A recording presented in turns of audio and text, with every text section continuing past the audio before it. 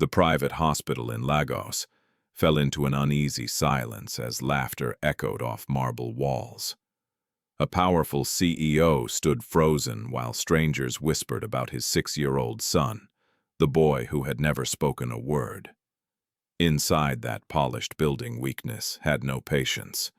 Outside, a homeless girl was shoved away by security, her ribs sharp under a torn dress, her eyes used to being unseen.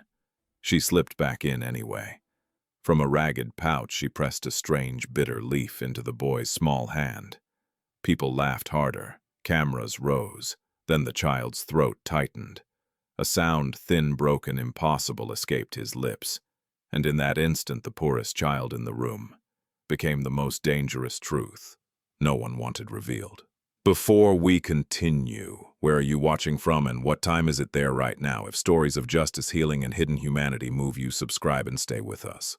Lagos moved at a speed that forgave nothing. The city breathed in horns and heat-glass towers rising beside rusted gates, wealth and hunger, sharing the same pavement without ever touching. On the morning, Noah Asante was taken back to the private hospital. Traffic snarled like a living thing, and the sky hung low and pale, as if undecided about rain. Kofi Asante sat in the back seat of his black SUV, eyes fixed on his reflection in the tinted window. The reflection showed a man in control-tailored suit, steady jaw, a name that opened doors. It did not show the tightness in his chest or the ache he refused to name. He checked his phone again. 3 missed calls from the board. 2 messages from Victor Balogan. A calendar reminder flashed, investor briefing, 11:30 a.m. The day demanded strength, clarity, dominance. Beside him, Noah sat quietly, small hands folded in his lap. The boy's gaze wandered, catching on Shadow's light movement. He did not ask questions. He never did.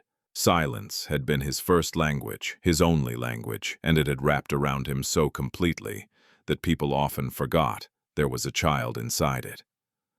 Kofi reached out, then stopped. He adjusted his cuff instead. The hospital rose ahead, white and gleaming, guarded by uniformed men who straightened as the SUV approached. Kofi nodded once a habit formed over years of being recognized. Doors opened. Air-conditioned calm replaced the street's chaos. Inside, everything smelled of antiseptic and money. They were ushered through the lobby toward the pediatric wing reserved for special cases. Nurses moved quickly, eyes flicking to Kofi with a mixture of respect and caution. Everyone knew who he was. Everyone knew his son.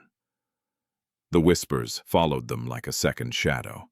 That's the Asante boy. He still doesn't speak. So sad. All that money. Noah felt the stares even if he could not hear the words. His shoulders tensed, his steps slowed. Kofi noticed and placed a hand lightly on his back, guiding him forward without meeting his eyes. Outside, just beyond the glass doors, another world waited. Asha Ndlovu crouched near the edge of the hospital grounds where the pavement cracked and weeds pushed through. She had learned the invisible borders of places like this, the line where security stopped caring enough to chase you, where donors stopped looking long enough to feel uncomfortable. Her stomach burned with hunger, a familiar pain that came and went like a tide. She hugged her knees, watching cars glide in and out, watching lives that did not notice her watching. She had been here since dawn. The hospital was good for leftovers if you knew where to stand. Sometimes a nurse slipped her a bread roll. Sometimes a driver dropped a coin without looking. Today, nothing. When the black SUV arrived, Asha looked up. She had seen cars like that before. They always brought trouble. Men with hard eyes. People who did not like to be slowed down by children like her. She shrank back instinctively as security shifted their stance, alert. But then she saw the boy. He stepped out beside the man, small and careful, his eyes wide with a kind of quiet fear she recognized. Not the fear of being chased or beaten, but the fear of being watched, judged, measured. Asha's breath caught. For a moment, the noise of the city dulled. She forgot her hunger. The boy did not speak. She could tell that immediately. It was in the way his mouth stayed still, in the way his eyes did all the work. People spoke around him, over him, about him. He listened with his whole body. Asha rose slowly, dusting her hands on her dress. Security noticed her movement at once. "Hey!" one of them barked. "Move back!" She stopped, nodding quickly. "I'm not coming in," she said softly, English shaped by many places. "I just go." She went retreating to the edge again, but her eyes stayed on the glass doors until they closed behind the man and the boy. Inside, Noah was led to a waiting area where muted colors tried and failed to feel kind. Kofi filled out forms with sharp, efficient strokes. Lydia Asante would arrive later. She had insisted on being informed but not inconvenienced. Kofi felt the familiar tightening of his jaw at the thought of her. Everything had become a negotiation with Lydia. Image, control, appearances. Noah sat beside him, swinging his legs. Across the room, a television played cartoons too loud. A child cried. A nurse called a name. Noah flinched at the sudden sound, pressing his hands over his ears. Kofi looked up, startled. "It's all right," he said, automatically lowering his voice. He reached out again, this time resting his hand on Noah's knee. The boy stilled, leaning slightly into the touch before pulling away. Through the glass wall, Noah could see the outside courtyard. He saw heat shimmer on concrete. He saw people passing, and then he saw her again. The girl in the torn dress, sitting alone, watching. Their eyes met. Asha froze. She hadn't meant to stare. But the boy was staring back, curiosity flickering through his fear. She lifted her hand hesitantly, a small wave, unsure why she did it. Noah's lips parted. No sound came. He lifted his hand too, mirroring her gesture. A security guard stepped into Noah's line of sight, blocking the view. Asha lowered her hand, heart sinking, and turned away before she could be told to move again. Inside, Noah's chest felt tight. The room seemed smaller. The television noise pressed in. He tugged lightly at his father's sleeve, trying to point to explain something that had no words. "What is it?" Kofi asked, distracted eyes on his phone as Victor's name lit up the screen again. Noah's hand fell back to his lap. He stared at the floor. Outside, Asha sat back down, pulling a small cloth pouch from beneath her dress. Inside were a few dried leaves wrapped carefully. Her grandmother's voice echoed in her memory. "The earth gives quietly. You must listen." She hadn't planned to use them. They were for emergencies, hunger emergencies, pain emergencies. She thought of the boy's eyes, the way they had asked a question without asking. The hospital doors slid open again, laughter spilling out as a group of well-dressed visitors exited. Asha shrank back, invisible once more. But something had shifted inside her. A thin thread had been pulled tight between two children who did not belong to the worlds they were born into. Inside the waiting room, Kofi finally silenced his phone and looked at his son properly. Noah's face was pale, his jaw clenched as if holding something back. Kofi felt an unfamiliar twist of fear. "Hey," he said softly, crouching to Noah's level. "Look at me." Noah looked. His eyes flicked briefly to the glass wall, then back to his father. He touched his own throat, pressing his fingers there as if trying to understand it. Kofi swallowed. He did not know what that meant. He did not know how to ask. And outside, just beyond the glass, Asha waited, unaware that the smallest choice she was about to make would drag her into a world that would try to crush her and force a powerful man to finally listen to a voice he had ignored for too long. Asha Ndlovu learned early that memory could be both shelter and hunger. On the days when her stomach twisted so tightly it stole her breath, she closed her eyes and traveled backward, away from the noise of Lagos, away from the glare of glass and metal, back to a small yard where the earth was red and soft under bare feet. In that memory, her grandmother's hands were always busy. They moved with purpose, sorting leaves, rubbing stems between her fingers, lifting each piece toward the light as if it were a question, waiting for an answer. Her grandmother never hurried. "The land speaks slowly," she used to say. "If you rush it, you won't hear what it's saying." Asha had been younger then, thin as she was now, but not hollowed out by the city. She remembered sitting on an upturned bucket, swinging her legs, watching the old woman work. The leaves were bitter sharp enough to make her tongue ache, but they were never meant to taste good. They were meant to remind the body how to wake itself, how to respond when fear or shock locked something inside. "People think healing is magic," her grandmother once said, tying a bundle with careful knots. "It's not. It's patience, it's timing, and it's knowing when to do nothing at all." That was before the sickness came, before the neighbors stopped visiting, before Asha learned how quickly adults could disappear, leaving behind quiet rooms and unfinished sentences. By the time the yard was empty and the house sold, Asha had folded those lessons into herself like a hidden map. The city did not care about maps. By mid-morning, the heat pressed down harder, baking the pavement outside the hospital. Asha shifted her weight, watching the doors as nurses passed in and out. She had been told to move twice already, and she knew better than to argue. She stayed just far enough to avoid trouble, close enough to see. Inside, Noah Asante sat in a small examination room, legs dangling from a paper-covered bed. Dr. Kwesi Mensah flipped through his file with practiced efficiency. The pages were thick with notes, years of assessments, therapies, cautious phrases that circled the same conclusion, without ever landing. "No structural damage," the doctor said calmly. "No neurological block we can see. His vocal cords are fine." Kofi stood by the window, arms crossed. He had heard this before. Too many times. Then why he asked the question, sharper than he intended. Dr. Mensah looked up, meeting his eyes without flinching.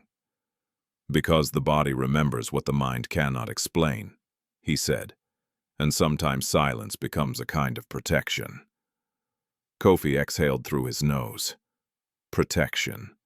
The word felt like an accusation. He glanced at Noah, who stared at the doctor's hands, tracking every movement. "We'll continue with therapy," Dr. Mensah said gently.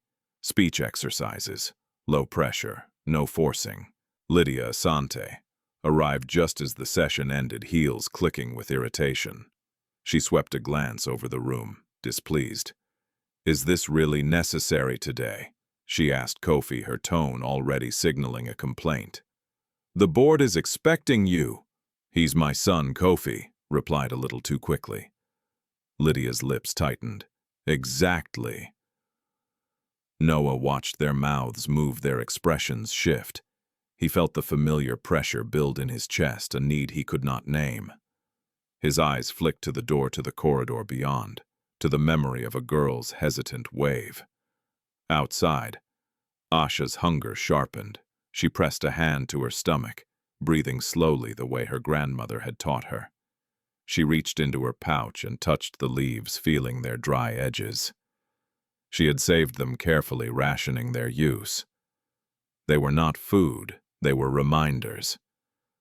But something about the boy's eyes had unsettled her. When security looked away, distracted by a delivery truck, Asha stood and moved closer to the doors. Her heart hammered. She had been chased off for less. Inside the corridor, Noah was being led back toward the waiting area. His steps slowed as he reached the glass wall. He stopped entirely when he saw Asha again, standing just beyond the door, dust on her knees, hair pulled back with a frayed ribbon. Kofi followed Noah's gaze. His expression hardened. "Noah," he said quietly, a warning in his voice. The boy didn't move. He lifted a hand and pressed it flat against the glass. Asha froze. Breath caught halfway in. She shouldn't be here. She knew that. But the boy's palm mirrored hers through the glass, separated by a barrier that felt suddenly thin. Security noticed. "Hey!" a guard shouted, stepping forward. "I told you I'm sorry," Asha said quickly, hands raised. "I'm leaving." But Noah made a sound, then not a word, not even a clear cry, just a strained, breathy noise that slipped out before he could stop it. Everyone froze. The guard stared. Kofi's heart lurched painfully in his chest. Lydia turned sharply, eyes wide. Noah's face flushed. He pressed his fingers to his throat, startled by himself. The sound had hurt a little. It had surprised him more. Asha's eyes filled with something like hope and fear at once. Without thinking, she reached into her pouch and pulled out a small leaf, dried but intact. She held it up, hesitating, asking permission without words. "No," Lydia snapped immediately. "Absolutely not." Kofi didn't speak. He watched the boy. Noah's eyes were fixed on the leaf. Not with hunger, but with recognition. Something in his body leaned forward. "It's bitter," Asha said softly, her voice barely carrying through the glass. "Just a little." The guard grabbed her arm. "You're done here." "Wait," Kofi said suddenly. Everyone looked at him. He hesitated. In that moment, 1,000 calculations ran through his mind. Risk optics, liability, and beneath them all, something raw and unfamiliar, the sight of his son reaching for something with intent. Kofi swallowed. Just a moment. Lydia stared at him as if he had lost his mind. The guard loosened his grip reluctantly. Asha stepped forward, heart pounding, and slipped inside as the door opened. The smell of antiseptic hit her clean and sharp. She felt painfully out of place. She knelt to Noah's level, keeping her movements slow. "You don't have to," she said, meeting his eyes. "Only if you want." Noah took the leaf. His fingers trembled. He glanced once at his father, then back at Asha. He placed it carefully on his tongue and bit down. The bitterness hit immediately, sharp and unpleasant. He grimaced, cheeks flushing. Laughter rippled through the corridor, soft at first, then louder. "What is this?" someone scoffed. "This is ridiculous." Noah chewed anyway, jaw working slowly. His throat tightened. His eyes squeezed shut. For a moment, Kofi thought he had made a terrible mistake. Then Noah swallowed. The laughter faltered. Noah's chest rose sharply. He coughed once, startled by the sensation. And then, barely audible, thin as a thread, something else emerged. A sound, not a word, not even a syllable, but unmistakably human. The corridor fell silent. Asha's breath caught. Her hands shook. She hadn't known if this would happen. She had only listened to memory, to instinct, to a boy who had looked like he was drowning quietly. Security surged forward. Voices rose. Someone shouted for a nurse. Asha was pulled back roughly, fear flooding her chest. Kofi stood rooted to the floor, staring at his son as if seeing him for the first time. Noah pressed his hand to his throat again. Eyes wide, not afraid this time, but stunned. Something inside him had moved. Something, long asleep, had stirred. And outside, the city continued on, unaware that a fragile line had just been crossed, one that would pull a homeless girl and a powerful man into a storm neither of them was prepared to face. Chaos did not arrive all at once. It seeped in, carried on sharp voices and hurried footsteps, swelling from confusion into something louder, harder to control. A nurse rushed forward, her shoes squeaking against the polished floor. "What did he eat?" she demanded, already reaching for Noah's wrist. Another nurse followed, calling out vitals. Someone pressed a button on the wall, summoning help that came running before anyone finished explaining why. Security tightened their grip on Asha. She gasped as fingers dug into her arm, fear flashing hot and fast through her body. "I didn't hurt him," she said, her voice shaking but clear. "I swear I wouldn't." "Quiet," the guard snapped, dragging her backward. Noah coughed again, a dry, startled sound. It scraped his throat, unfamiliar and painful. He winced, eyes watering. Instinctively, he reached out toward the space Asha had occupied moments earlier. "Wait," Kofi said sharply, finding his voice at last. Let go of her. The guard hesitated, surprised by the command. Lydia stepped forward immediately. Kofi. Don't be absurd, she said, her voice tight with alarm. She fed him something. You have no idea what it was. It was just a leaf, Asha whispered desperately. A bitter leaf. My grandmother. Enough, Lydia cut in. You think a story makes this acceptable? Dr. Kwesi Mensah arrived, pushing through the small crowd. His eyes took in the scene quickly. Noah's flushed face, the leaf crushed on the floor, the girl being restrained. Step back, he said firmly. All of you. Noah's breathing steadied under the doctor's practiced hands. Dr. Mensah examined his throat, listened to his chest, checked his pulse. He's stable, he said after a moment. Upset, but stable. A murmur rippled through the onlookers. But he made a sound, someone whispered. That doesn't mean anything, Lydia said quickly, clinging to control. Children make noises all the time. Dr. Mensah glanced at her. This child doesn't, he said calmly. Not like that. Kofi felt something crack open in his chest. He knelt beside Noah, ignoring the stares, and cupped his son's face gently. Hey, he murmured. You're okay. You're okay. Noah stared back at him, eyes wide and shining. He touched his own throat again, then looked past his father to where Asha stood, held in place by security. His lips parted. He tried to shape something, his brow furrowing with effort. Nothing came out. Frustration twisted his small face. Tears spilled over, silent but fierce.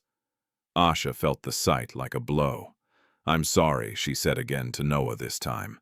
I didn't mean to scare you. That's enough, the guard said, pulling her away again. No, Kofi said louder now. I said let her go.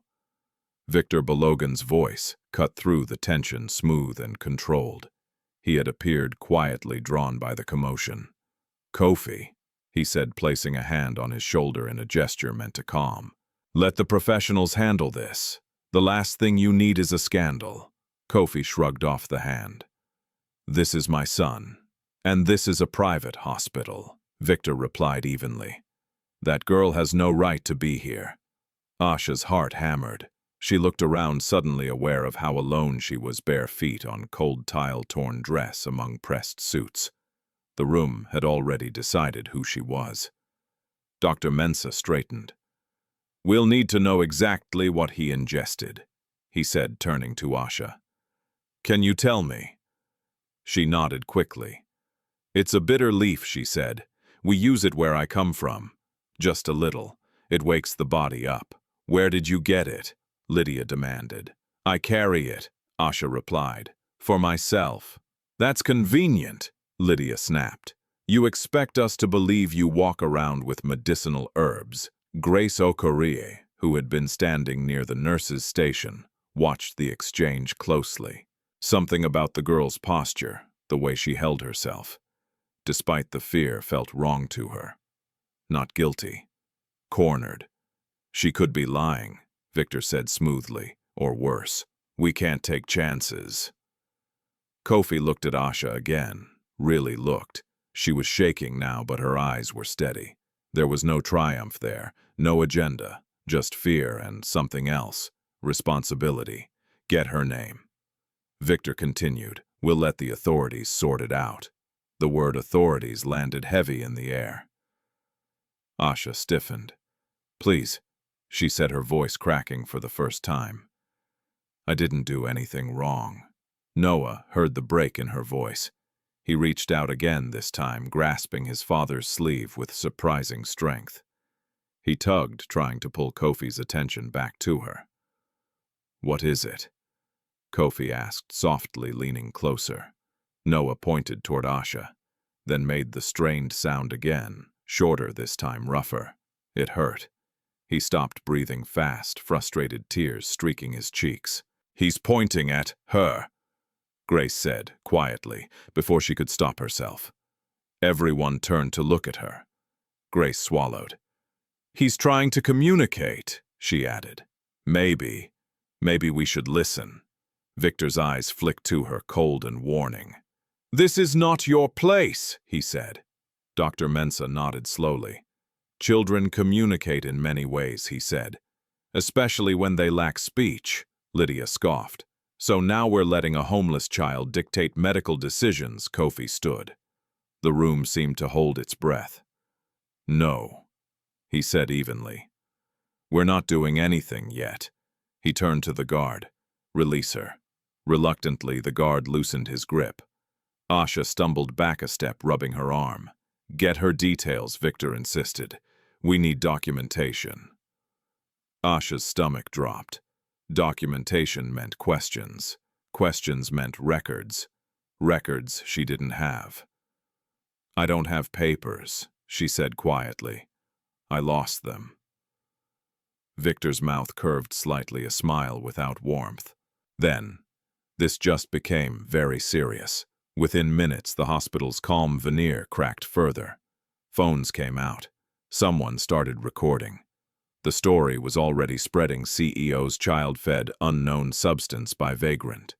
The narrative wrote itself. Asha was escorted to a small security office, near the entrance, away from Noah. The door closed behind her with a final click that echoed too loudly in her ears. The room smelled of metal and disinfectant. She sank onto a chair, wrapping her arms around herself. She thought of her grandmother's voice. Timing matters. She wondered if she had been wrong. In the pediatric wing, Noah sat curled into himself, drained. Dr. Mensah assured Kofi again that he was physically fine, but the emotional weight lingered. Kofi barely heard him. His mind replayed the moment. Noah's sound, the girl's steady eyes, the way everyone had moved to protect themselves instead of the truth. Lydia checked her phone, already typing. I'm calling our lawyer, she said. This needs to be contained. Kofi didn't respond. Grace lingered near the doorway, unease growing in her chest. She had seen frightened children before. She had seen manipulations too. Something about this felt wrong, in a way she couldn't ignore. Outside the security office, Victor spoke quietly to the hospital administrator. Plans were forming, clean, efficient, ruthless. Inside, Asha sat alone, the weight of the world pressing down on her thin shoulders.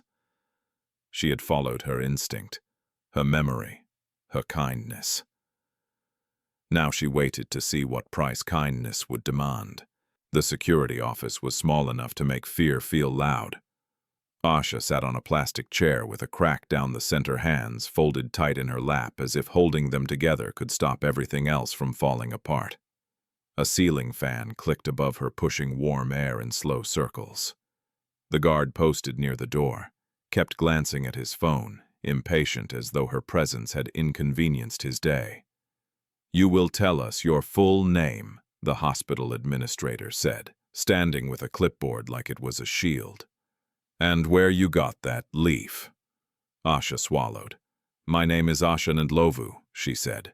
I got it from my pouch. I carry it. Where do you live? I don't, she admitted, voice low. Around here. The administrator's expression tightened. So you're homeless. Asha didn't answer. Her silence was not guilt. It was survival. She had learned that every fact could become a weapon if placed in the wrong hands. The door opened, and Lydia Asante walked in, as if she owned the air. She didn't sit. She didn't greet anyone. Her eyes went straight to Asha, taking in her torn dress, her dusty feet, her thin arms. Lydia's face hardened with the kind of disgust that came from fear disguised as superiority. So this is her, Lydia said. Asha lifted her chin slightly. Her eyes were tired, but they didn't drop. Lydia's gaze flicked to the clipboard. No address, no guardian, no papers, she read aloud, then looked back at Asha.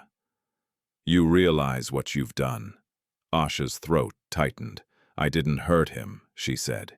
He was scared. I wanted to help. Lydia laughed once sharply. Help you broke into a private facility and fed my child something unknown. Do you think kindness excuses stupidity? Asha's hands trembled.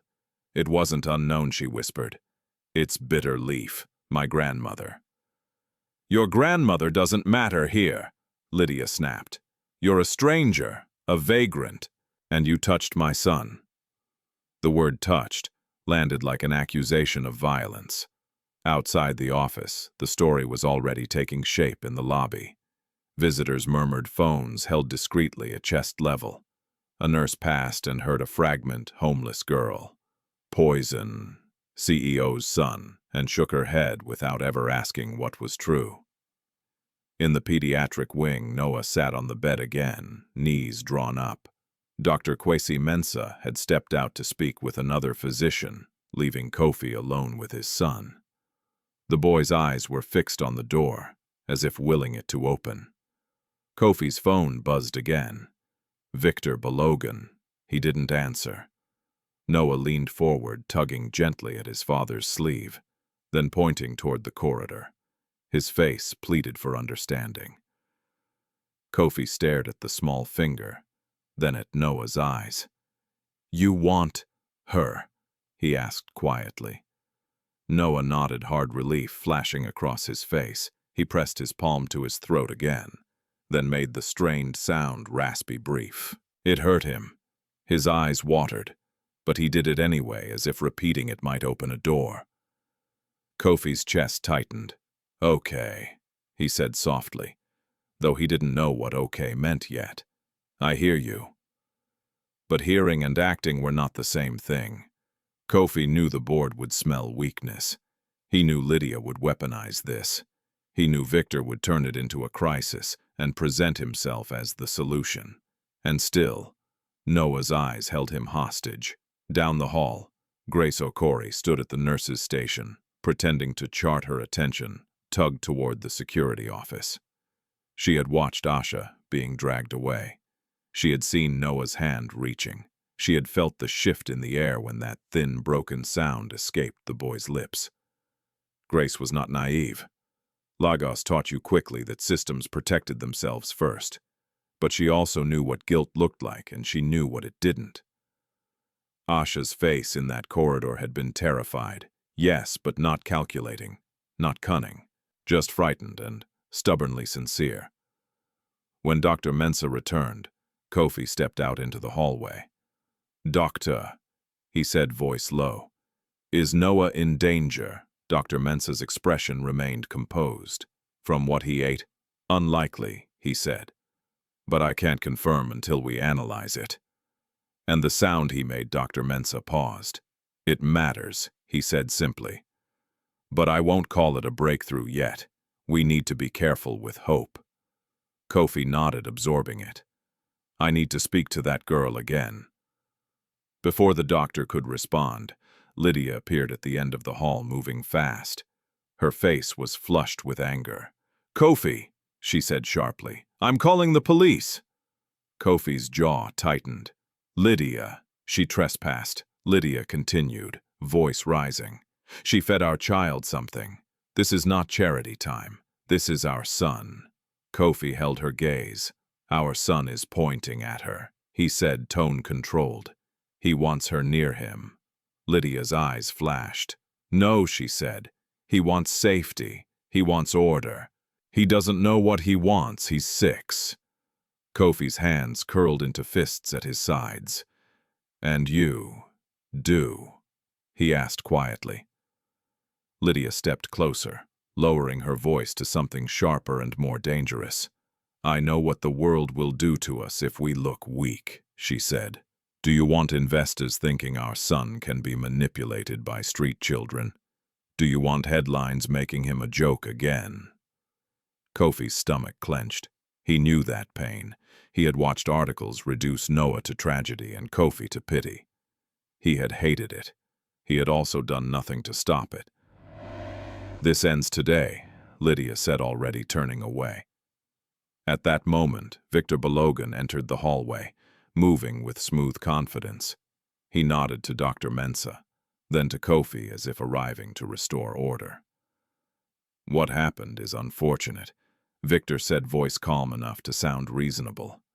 But it can be contained if we act decisively. Kofi's eyes narrowed. "Contained," he repeated. Victor spread his hands. "The press will run wild," he said. "A homeless girl feeding unknown substances to your son. People will ask whether the Asante Biomedical Group is negligent, whether your leadership is distracted, whether your family is unstable." Lydia's mouth tightened in agreement.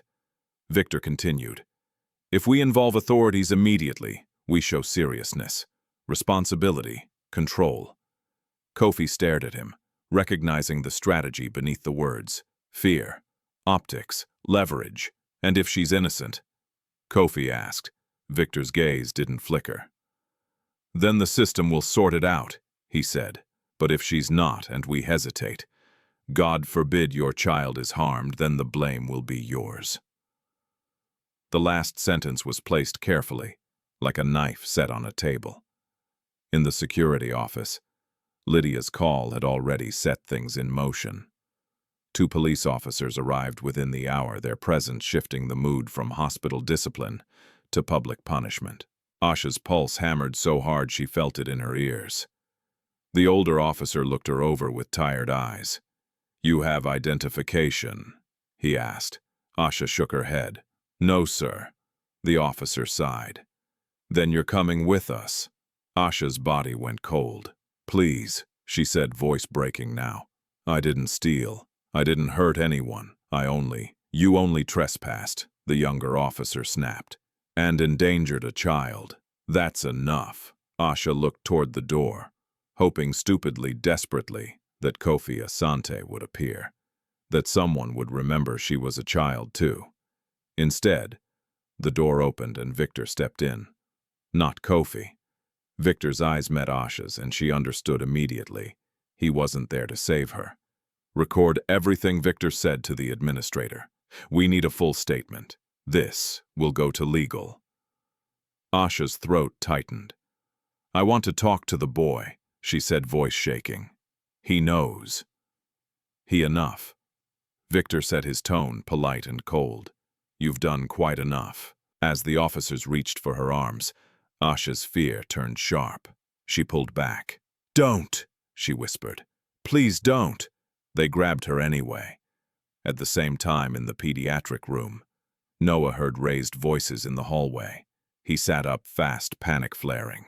He slid off the bed and ran to the door, small hands fumbling with the handle.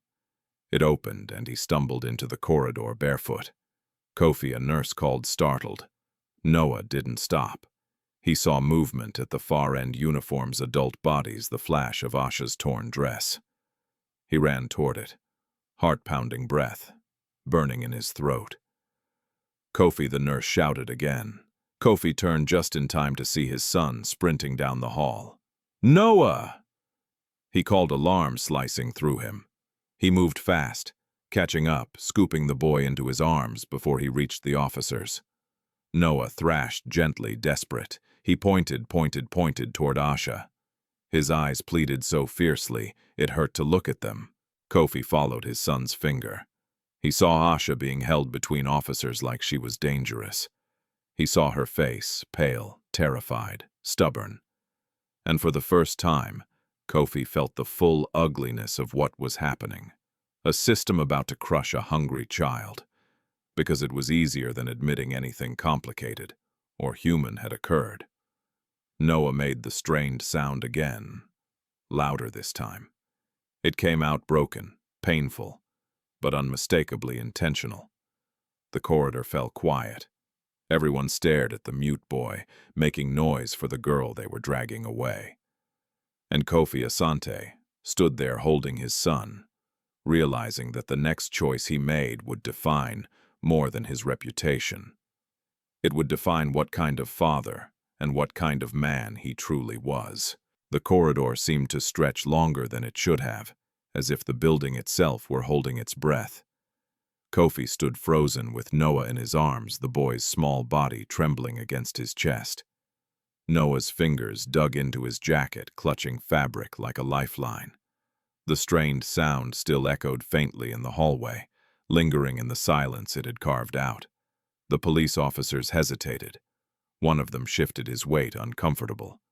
The younger officer glanced at Victor Balogan, waiting for instruction. In that pause, everything felt fragile, balanced on a decision no one wanted to make out loud. "This is not appropriate," Victor said calmly, stepping forward. His voice carried authority without effort. "The child is distressed. Please take the girl out of sight." Asha struggled weakly against the officer's grip. "He's scared," she said, tears spilling freely now. "Please, let me tell him it's okay."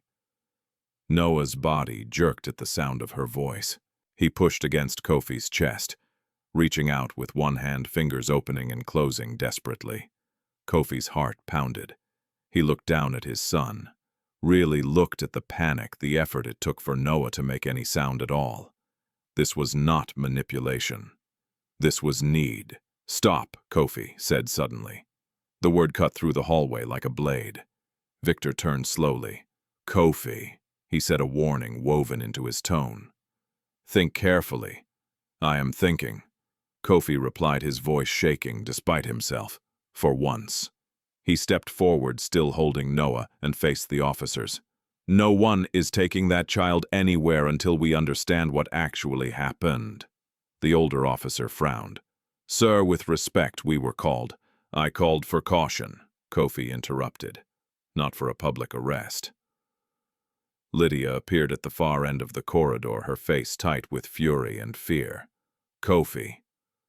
"You're making this worse," she said sharply. "Do you have any idea how this looks?" Kofi didn't turn. "I know exactly how it looks," he said. "It looks like we're punishing a child because it's convenient." A murmur rippled through the onlookers. Nurses exchanged glances. Grace Okori felt her pulse quicken. She had never seen Kofi Asante defy control like this. Victor's expression hardened just a fraction. "This is not about convenience," he said. "It's about responsibility. You can't let emotion override protocol." Kofi laughed softly, a sound edged with bitterness. "Protocol," he repeated. "Is that what you call it when we silence people who don't fit our narrative?" Victor's eyes flashed. "Be careful." Dr. Kwesi Mensah stepped forward, placing himself subtly between Kofi and Victor. "What we need right now is clarity," he said evenly, "not force. The child's reaction is medically relevant."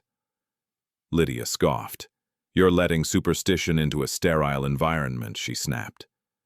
"Next, you'll tell me we should thank her."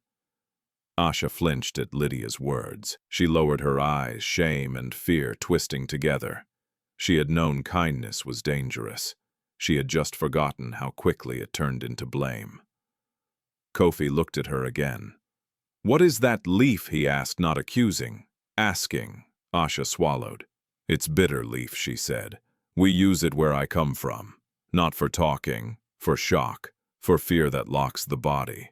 Dr. Mensah's brow furrowed. "Vernonia amygdalina," he murmured. "It's common. Not harmless, but not poison either." Victor shot him a look. "Doctor, it needs testing," Dr. Mensah continued calmly, "before any accusations." The older officer nodded slowly. "We can hold off," he said. "But she'll need to come with us for questioning later." "No," Kofi said immediately. "She stays here." Lydia's gasp was sharp. "You cannot be serious." "I am," Kofi replied. "She's a minor.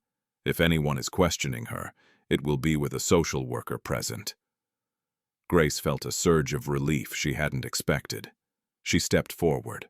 "I can call child services," she said quickly. "Mrs. Wanjiku Kamau is on duty today." Victor's jaw tightened. This was slipping. He had planned for fear, not defiance. "Do it," Kofi said to Grace. Asha looked up in disbelief as the officers slowly released her arms. She staggered slightly, then caught herself. Her heart was still racing, but the immediate terror eased just enough to let her breathe. Noah whimpered softly, exhausted. Kofi held him closer, murmuring soothing words. He carried his son back toward the pediatric room, ignoring Lydia's protests. "This isn't over," Lydia said, following them. "You're risking everything." Kofi stopped and turned to her. His voice was quiet but firm. "I already did that," he said. "Every time I chose appearances over my child." Lydia froze, the words landing harder than any shout. In the pediatric room, Noah was laid back on the bed, drained. Dr. Mensah checked him again, then nodded. "He needs rest," he said.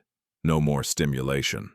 Kofi stayed sitting beside the bed, holding Noah's hand until his breathing slowed. Outside, Asha was led to a small consultation room instead of the security office.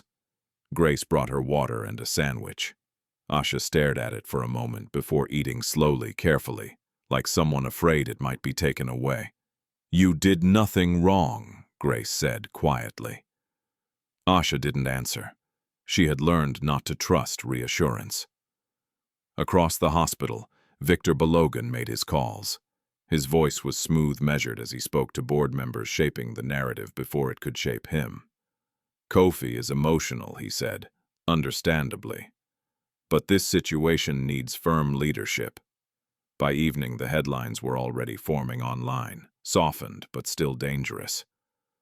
CEO's son involved in hospital incident, questions raised over security breach. Lydia sat in a private lounge, scrolling through comments, her jaw clenched. She felt the ground shifting beneath her carefully constructed world. And in a quiet room down the hall, Mrs. Wanjiku Kamau arrived, her presence calm and unassuming. She introduced herself to Asha with gentle respect, listening more than she spoke. Asha told her everything about the leaf, her grandmother, the boy's eyes. She did not cry. She spoke plainly, like someone telling the truth, because it was all she had. Wanjiku nodded slowly. "You're very brave," she said, "but bravery doesn't mean you won't be tested." Asha looked up. "Will they send me away?" she asked. Wanjiku didn't lie. "They might try," she said, "but they won't do it quietly." As night settled over Lagos, lights flickering on across the city, Kofi sat alone beside Noah's sleeping form. The day replayed in his mind, the sound, the fear, the way his son had chosen a stranger over silence. He knew Victor would not let this go. He knew the board would push back. He knew Lydia would fight him. But for the first time in years, Kofi felt something else. Pushing back too. Conscience. And somewhere nearby, a homeless girl waited in a borrowed chair, unaware that her act of kindness had cracked open a world of power, and that the storm to come would test whether truth could survive it. Night settled over Lagos with deceptive calm. From the window of the pediatric ward, the city lights looked almost gentle, blinking patiently as traffic thinned and the air cooled. Inside, however, nothing felt settled. Kofi Asante sat alone beside Noah's bed, the soft beep of a monitor punctuating the silence. Noah slept fitfully, his brow tightening now and then, as if his dreams were crowded with effort. Kofi watched every breath, every small movement, afraid that if he looked away, something important would slip past him again. He thought of the files he had signed over the years, therapy plans, specialist referrals, consent forms, each one a promise he hoped would fix what he could not bear to face. He had paid for the best, demanded progress reports, attended a few sessions when his schedule allowed, and then he had returned to meetings where his son's condition was discussed as a liability, a footnote, a risk. "Your leadership must look unshaken," Victor had said once years ago. "Investors don't like uncertainty." Kofi had nodded, then grateful for the clarity. He had learned how to keep his voice steady, how to redirect questions, how to smile through pity. He had learned to let silence do the work for him, his son's silence contained and managed. Now that silence felt heavier than ever. Noah stirred and whimpered, a small sound of discomfort. Kofi leaned forward instinctively. "It's okay," he whispered. "I'm here." Noah's eyes fluttered open. He looked around disoriented, then focused on his father. Relief softened his face. He squeezed Kofi's finger weakly. Kofi's chest tightened. "I know," he murmured, though he wasn't sure what he meant. I know you're tired. I know this hurts. I know I should have done better." Noah swallowed his throat, working.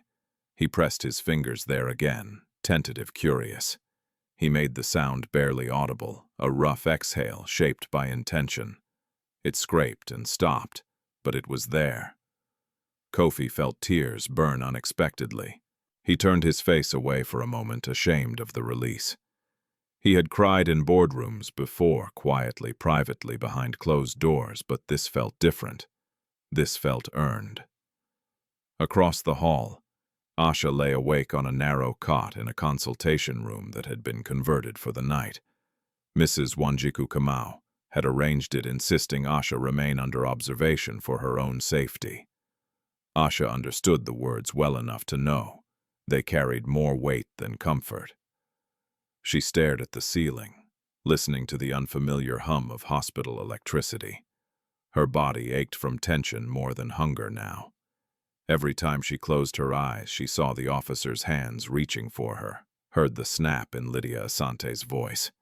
She touched the empty pouch beneath her dress. The leaves were gone. She felt oddly unmoored without them, as if she had given away more than a plant, like she had handed over a piece of her grandmother's voice. A soft knock came at the door. Grace Okori peeked in. "You awake?" she asked gently. Asha nodded. Grace stepped inside, closing the door behind her. She handed Asha a folded blanket. "It gets cold at night," she said. "Thank you," Asha replied, accepting it carefully. Grace hesitated, then pulled up a chair. "I wanted you to know," she said quietly. "I saw what happened. Not just today. The way they looked at you." Asha shrugged, pulling the blanket around her shoulders. "They always do." Grace shook her head. "Not everyone," she said, "and not always." Asha looked at her skeptically, but didn't argue. Grace continued, "I've worked here a long time. I've seen real danger. You weren't it." Asha's throat tightened. She didn't trust praise. It was often followed by disappointment, but something in Grace's tone felt steady. "They'll still blame me," she said. "They might try," Grace admitted. "But there are things that don't add up." Asha met her eyes. Like what Grace lowered her voice. Like how fast they decided you were guilty." Asha absorbed that quietly. She had never thought of speed as a clue. In a private lounge on another floor, Lydia Asante sat with her phone glowing in the dark. She scrolled through messages from friends, associates, distant relatives, all carefully worded, all circling the same concern. "Is Noah okay? What happened at the hospital? Let me know if you need anything." She typed polite replies, deleting and retyping until the tone was just right. Reassuring, controlled. Her reflection in the glass looked composed, but her hands trembled slightly. She told herself it was anger. It was easier than admitting fear. Fear that the carefully maintained image of her family was cracking. Fear that Kofi's sudden defiance would invite scrutiny she had spent years avoiding. Fear that the boy, her son, might become a spectacle again. She remembered the early days, the whispers at charity events, the sympathetic looks. Such a shame. All that potential. She had sworn then that Noah would never be reduced to a pity story. She had worked hard to protect him from that, even if it meant hardening herself. Now Kofi was threatening to undo it all. Victor Balogan watched the city from his office window, phone pressed to his ear. His voice was smooth, unhurried as he spoke to a board member overseas. "Yes, it's unfortunate," he said. "Kofi is emotionally compromised, understandably, but that doesn't change our responsibility." He listened, nodding. "I agree. We can't allow sentiment to cloud governance." When the call ended, Victor set the phone down and allowed himself a thin smile. He had built his career on moments like this, crises that revealed who could lead and who could not. Kofi was powerful, but power without discipline was exploitable, and children, especially vulnerable ones, were chaos. Back in the pediatric room, Noah slept again, his breathing more even. Doctor. Kwesi Mensah stopped by, quietly checking charts, noting observations. He's exhausted, the doctor said softly. His body's working hard. Is that good? Kofi asked. Dr. Mensah considered. It means something is changing, he said. But change is not always comfortable. Kofi nodded. What about the leaf? We'll analyze it, Dr. Mensah replied. Scientifically, no assumptions. Kofi hesitated, then asked, Do you think she hurt him? Dr. Mensah met his gaze steadily. No, he said simply. I think she scared him. And I think something about that fear broke a pattern. Kofi exhaled slowly. He hadn't realized how tightly he'd been holding his breath. Later that night, Noah stirred again. He opened his eyes and looked at his father, then toward the door. His fingers twitched, searching. Kofi followed his gaze. She's still here, he said quietly. You're safe. Noah frowned, then pressed his fingers to his throat again. He tried to form the sound face, scrunching with effort. It came out rough and broken, but it came.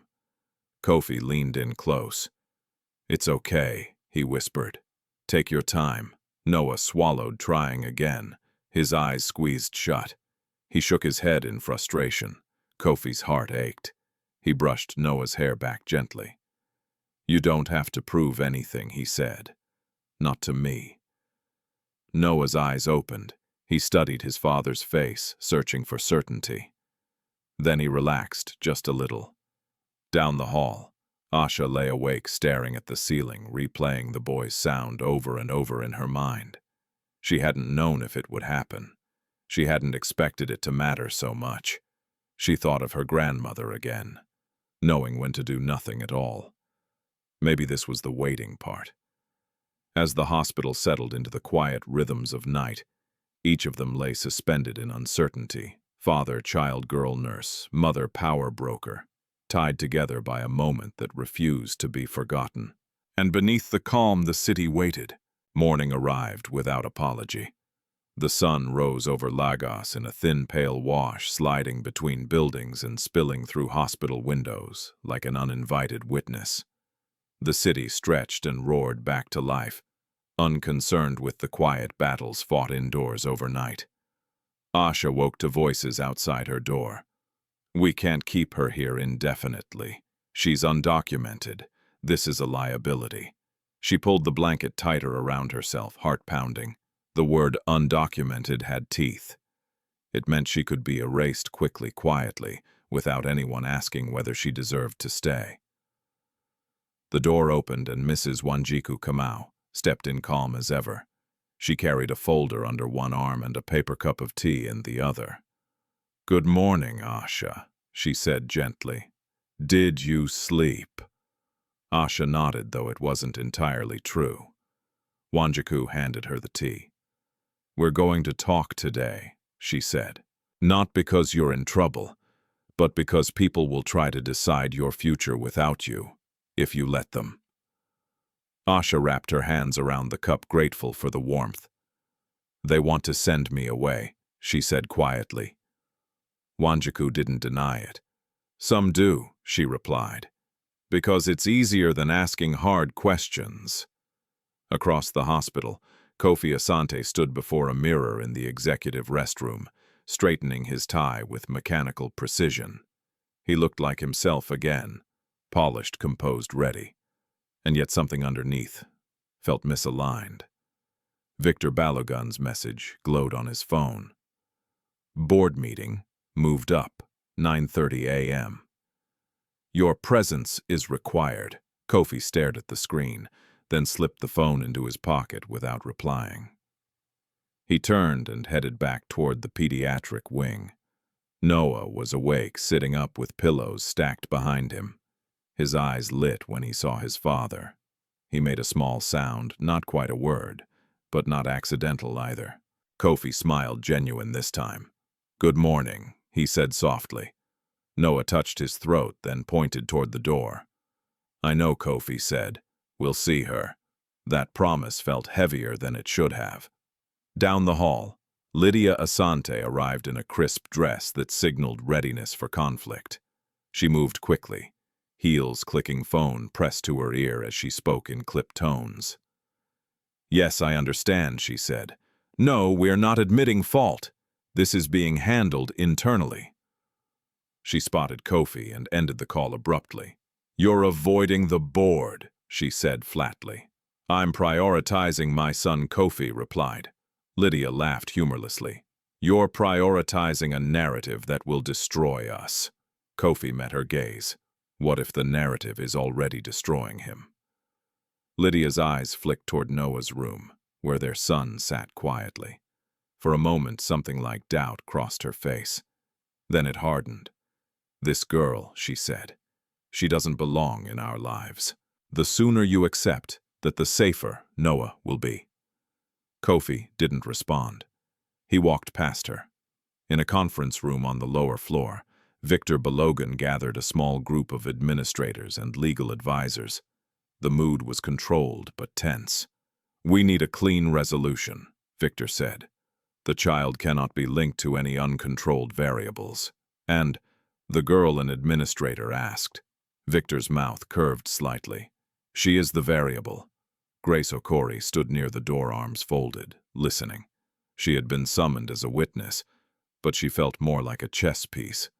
She watched Victor carefully, noting how often he avoided specifics. When the meeting broke, Grace slipped away, heart pounding. She had a growing sense that truth was being rearranged piece by piece to suit power. She went straight to the nurse's station and logged into the security system. In the consultation room, Wanjiku laid out Asha's options carefully. "They may try to press charges," she said. "They may try to deport you, or they may offer you a deal."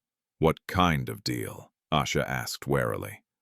"A confession," Wanjiku replied, "admitting trespass, admitting recklessness, in exchange for leniency." Asha's stomach twisted. "I didn't do that, I know," Wanjiku said, "but systems don't always reward truth." Asha stared into her tea. "If I say I did it, will they leave the boy alone?" Wanjiku's expression softened.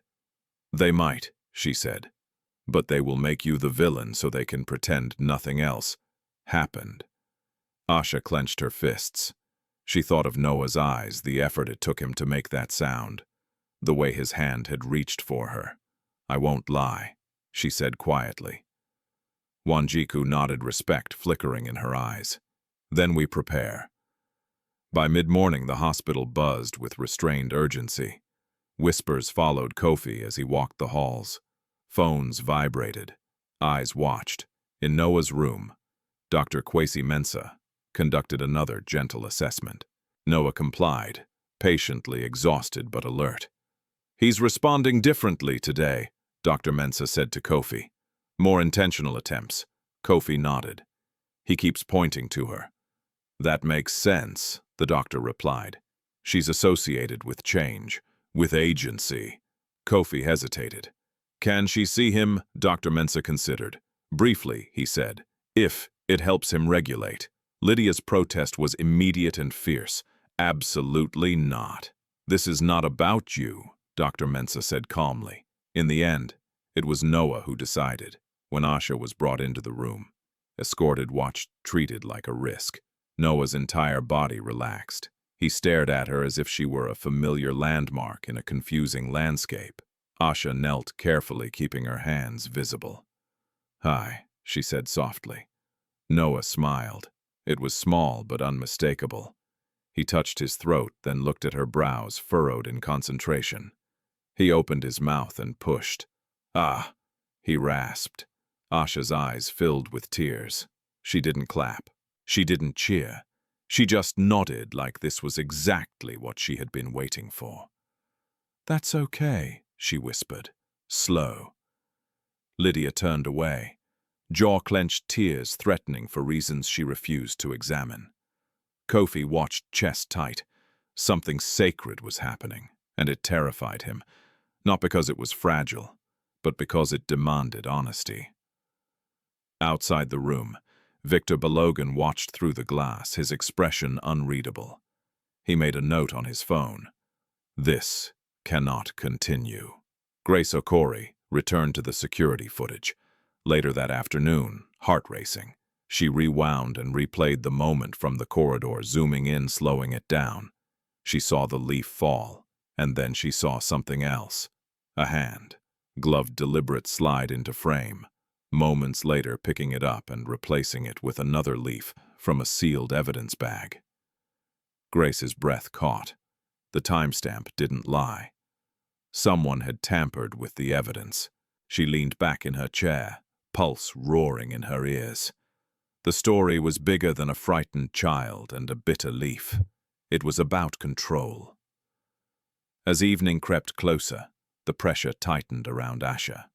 A legal representative arrived, polite, but cold, offering terms without warmth. "Sign this," he said, "and this ends."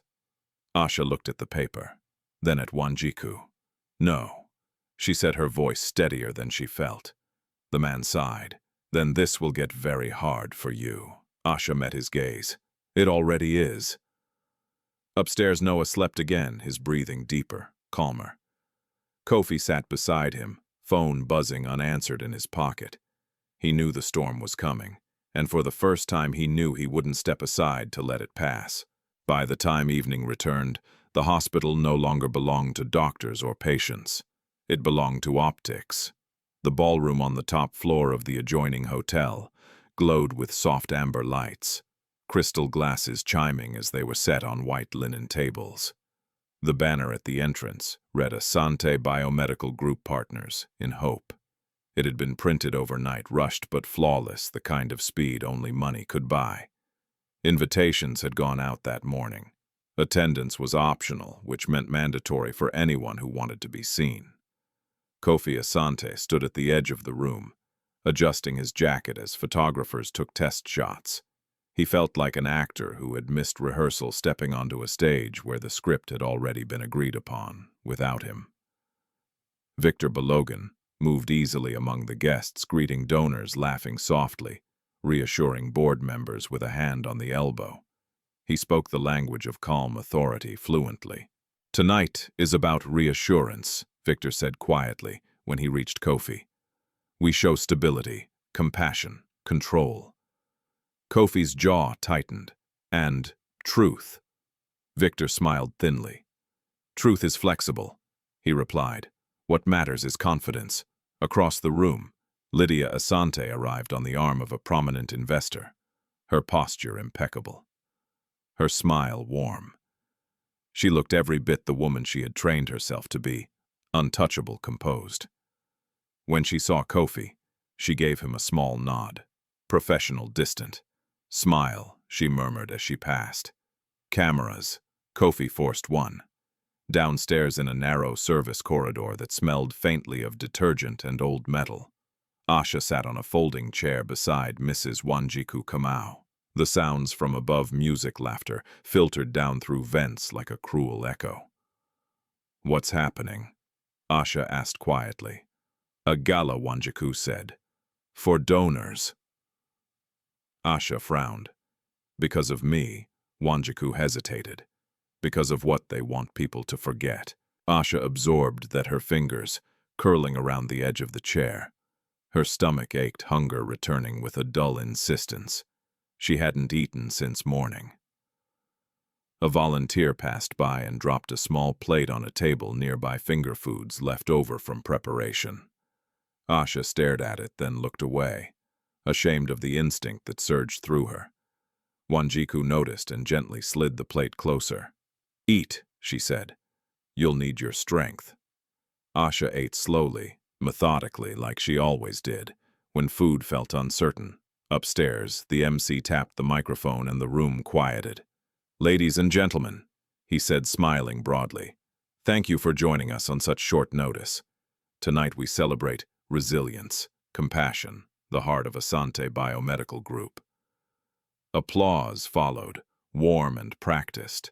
Kofi stepped forward when his name was called. He felt the lights heat his face.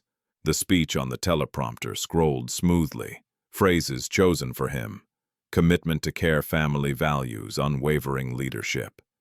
As he spoke, He saw Noah enter the room with Dr. Kwesi Mensah and a nurse. The boy looked small among the towering figures, his eyes darting nervously. Cameras pivoted immediately. "Here with us tonight," Kofi continued, voice steady despite the tightness in his chest, "is my son Noah." The applause swelled. Noah flinched at the noise. He clutched the nurse's hand, searching the room. He did not see Asha. He did not understand why she wasn't there. Kofi saw the panic flicker across his son's face and felt something twist painfully. He finished the speech, quickly stepped down and crossed the room. "It's okay," he whispered to Noah, crouching. "You're safe." Noah looked up at him, confusion clouding his eyes. He touched his throat, then pointed not upward, not toward the crowd, but toward the elevators. Kofi followed the direction of his finger, understanding, dawning too late. "She's not here," he said softly. Noah's lip trembled. He made the strained sound again, louder than he had intended. Heads turned, murmurs rippled. Victor's smile faltered for just a second. Kofi straightened his patience, snapping. He handed Noah back to the nurse. "Take him upstairs," he said. "Now!" Victor intercepted him before he could leave. "You can't disrupt this," Victor said, voice low. "Not now." Kofi's eyes burned. "You're using my child as a shield." Victor's expression hardened. "I'm protecting the company, and I'm protecting my son," Kofi replied. "Move!" The word carried weight. Victor stepped aside, calculating. Downstairs, Grace Okori slipped into the security room again. Heart pounding. She had copied the footage earlier, saving it to a personal drive she kept hidden in her locker. Now she pulled it up, replaying the moment she had noticed. The gloved hand, the swap. She zoomed in further. The glove bore a logo, subtle, almost invisible, unless you knew what to look for. It matched the kind used by contracted security consultants, not hospital staff.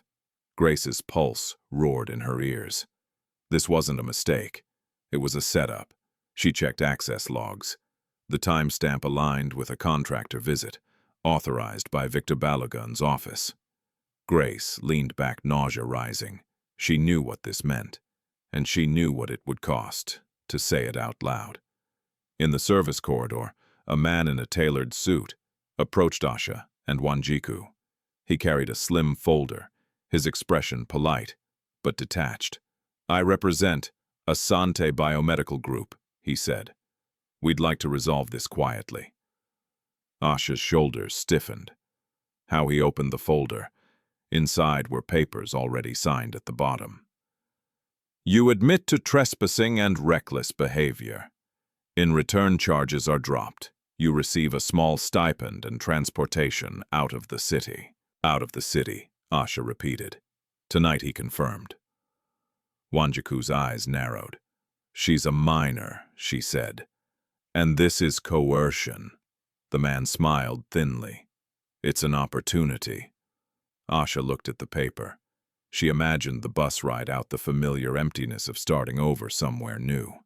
She imagined Noah's face, the way his eyes had searched for her.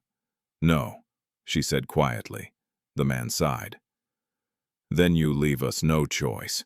He walked away. Upstairs, Kofi reached Noah's room, just as the boy dissolved into sobs, silent, shaking, devastating. Kofi gathered him into his arms, ignoring the monitors, the protocols, the careful distance he had maintained for years. "I'm sorry," he whispered. "I should have listened sooner." Noah clung to him, fingers digging in. He pressed his face into Kofi's chest, breath hitching. After a moment, he lifted his head and tried again, jaw trembling, throat working. Shah," he rasped. The word scraped out, imperfect and painful. It was unmistakable. Kofi froze. Dr. Mensah stood in the doorway, stunned. "He said her name," he murmured. Kofi felt tears spill freely, now unashamed. "Yes," he said. "He did." Downstairs, Grace closed the security feed and stood, hands shaking. She knew she couldn't sit on this. Not now. She grabbed her phone and dialed Wanjiku's number. In the service corridor, Wanjiku's phone vibrated. She answered quickly, listening, her expression shifting from concern to resolve. Asha watched, her heart pounding. "What is it?" she asked. Wanjiku met her eyes. "It's time," she said. They tried to bury the truth, and someone just dug it back up. Above them, the gala continued, applause rising again as Victor took the microphone to offer closing remarks. He smiled for the cameras, unaware that the ground beneath him was already beginning to crack. The service corridor felt narrower than before, its concrete walls closing in, as Wanjiku ended the call with grace. She slipped her phone into her pocket and looked at Asha, with a steadiness that cut through the noise drifting down from the gala above. "They altered evidence," Wanjiku said quietly. "Security footage. Someone swapped the leaf." Asha's breath caught. "Why?"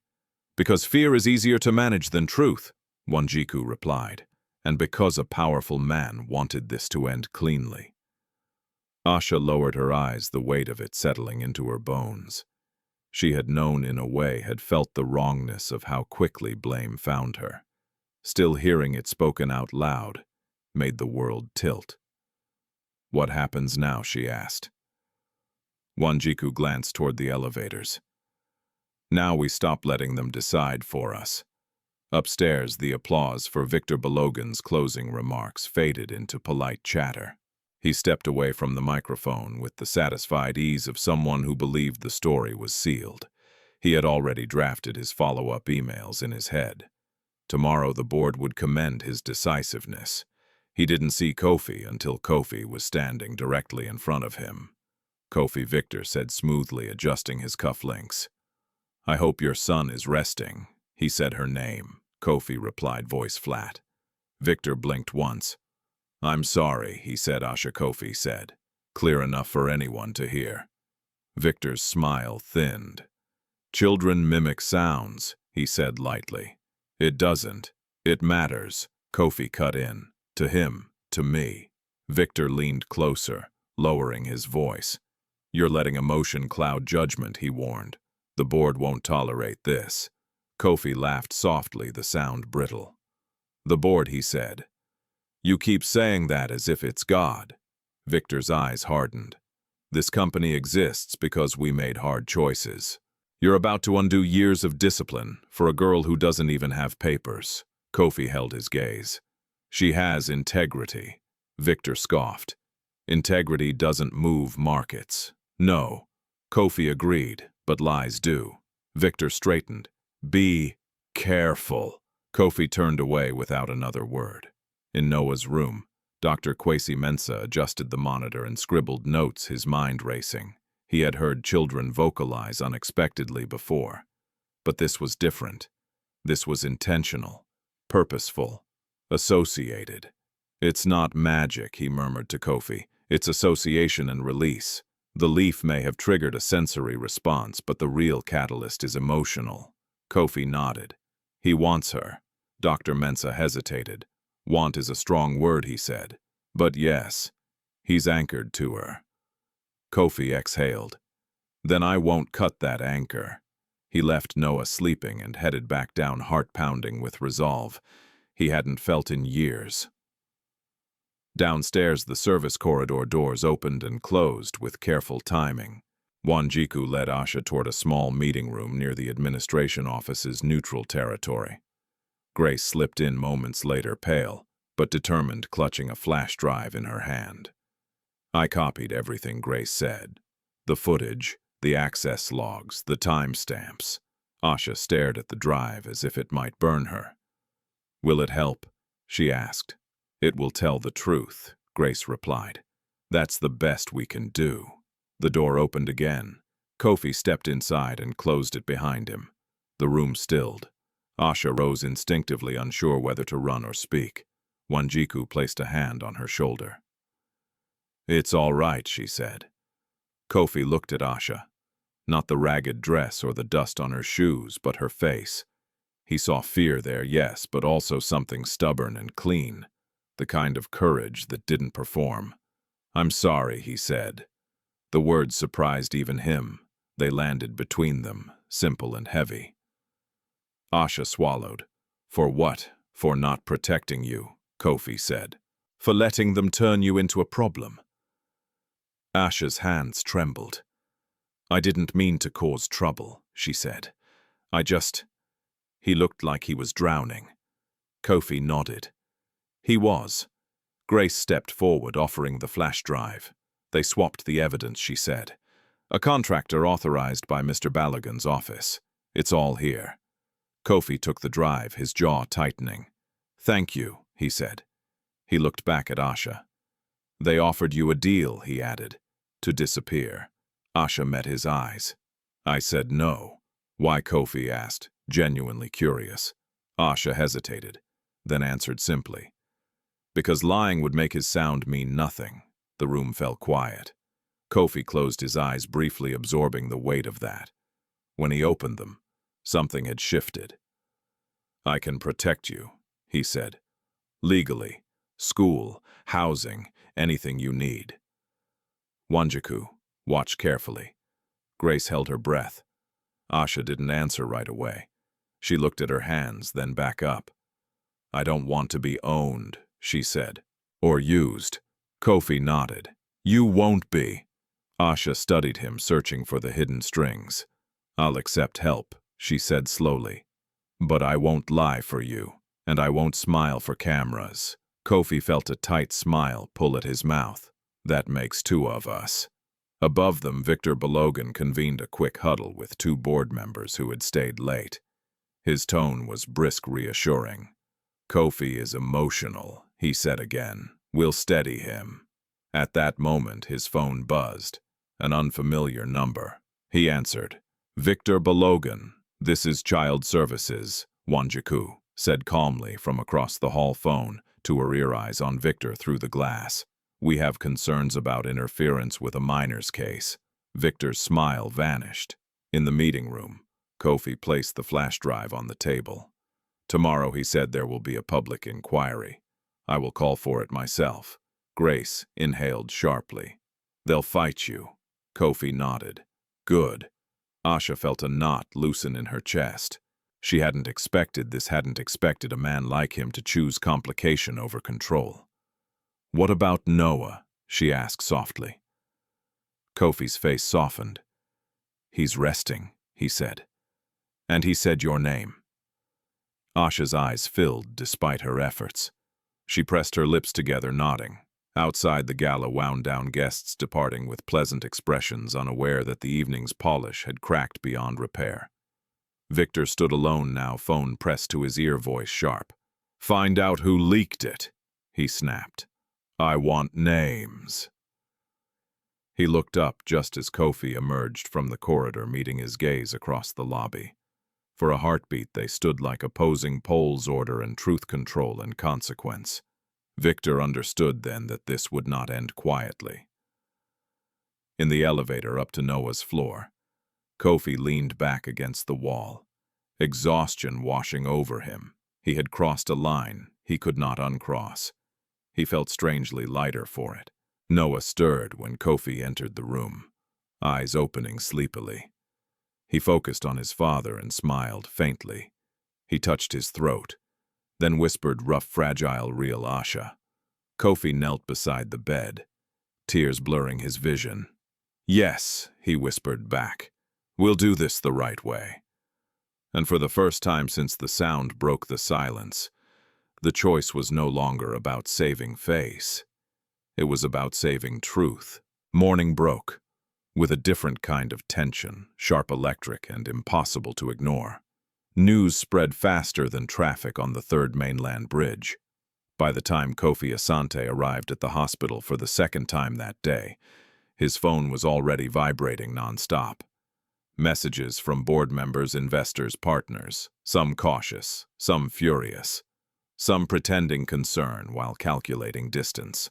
A public inquiry. "Are you sure this is wise? Victor says you're acting emotionally. We need stability, Kofi." He ignored them all. Inside the hospital, the atmosphere had shifted. Conversation stopped when he passed. Eyes followed him down the corridor, no longer respectful, not yet hostile, uncertain. Power was wobbling and people were trying to decide which way it would fall. In a small conference room near the administrative offices, Grace Okori sat with Wanjiku Kamau laptops, open documents spread across the table. The flash drive lay between them like a quiet threat. "They'll try to discredit you, first," Wanjiku said calmly to Grace. "That's always the first move." Grace nodded, hands clasped tightly in her lap. "I know," she said. "They'll say I misunderstood the footage, or that I'm bitter, or incompetent." "Are you afraid?" Wanjiku asked. Grace exhaled. "Yes," she admitted, "but not enough to stop." That mattered. Upstairs, Noah sat propped against pillows, drawing slowly with a crayon. His movements were careful, deliberate. He drew a small stick figure with long hair. He colored it green. Then he drew a smaller figure beside it with a big circle for a mouth. Dr. Kwesi Mensah watched quietly. "He's associating color and identity," he said to Kofi. "That's significant." Kofi smiled faintly. "He's drawing Asha." Noah looked up at the sound of her name. His face brightened. He touched his throat, then tried again. Shah. It came out breathy, uneven, but clearer than before. Kofi's heart clenched. He looked away for a moment, steadying himself. Downstairs, Victor Balogun convened an emergency board call in a glass-walled meeting room. He stood at the head of the table, posture confident, voice steady. "Kofi has called for a public inquiry," he said. "This is reckless." A board member frowned.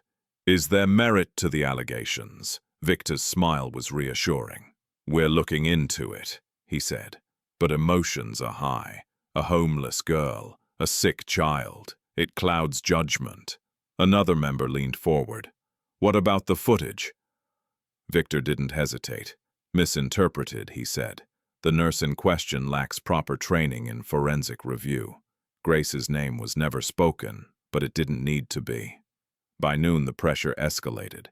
Kofi received a formal notice. An emergency vote would be held within 48 hours to assess his fitness to lead amid ongoing controversy. He read it once, then folded the paper carefully. Lydia Asante found him in the hospital garden shortly after, her expression tight with barely contained anger. "They're turning on you," she said without preamble. "I warned you." Kofi didn't look up from the bench where he sat. "You warned me about embarrassment," he replied, "not about truth." Lydia crossed her arms. "Truth doesn't pay salaries," she said. "It doesn't protect our son from becoming a symbol." "Our son already is a symbol," Kofi said quietly, "of what happens when we choose comfort over courage." Lydia scoffed. "You're choosing a stranger over your family." Kofi finally looked at her. "No," he said. "I'm choosing my family over fear." Lydia stared at him, stunned by the certainty in his voice.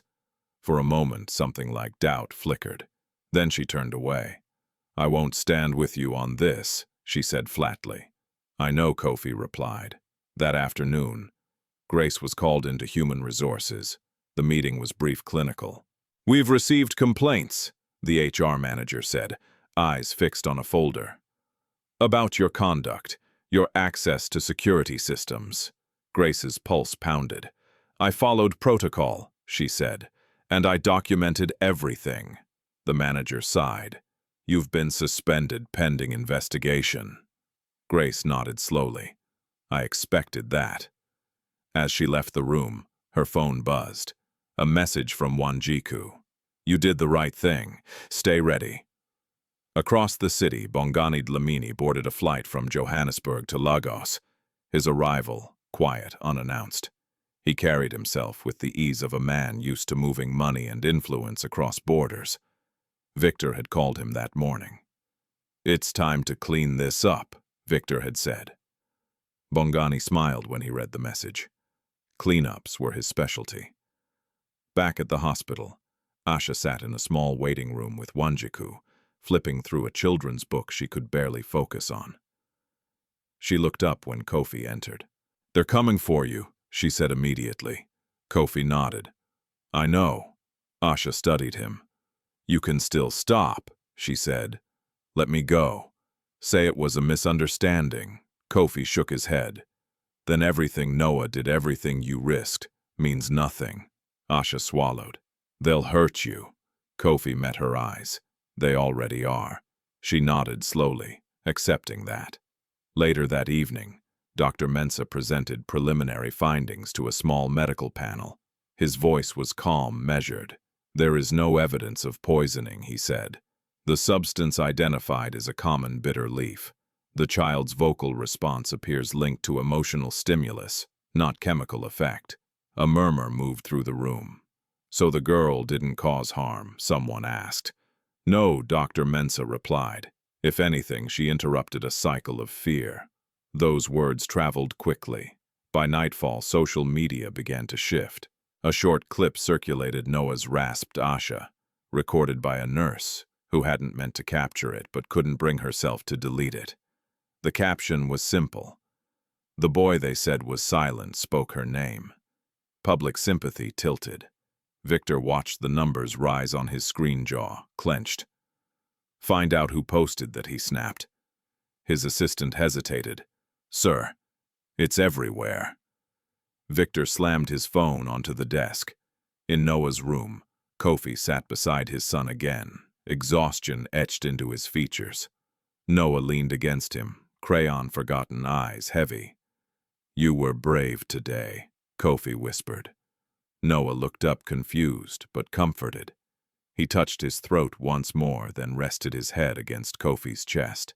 Down the hall, Asha stood at the window watching the city lights flicker on. She felt small, painfully so but not invisible. For the first time in a long while, someone had chosen to see her.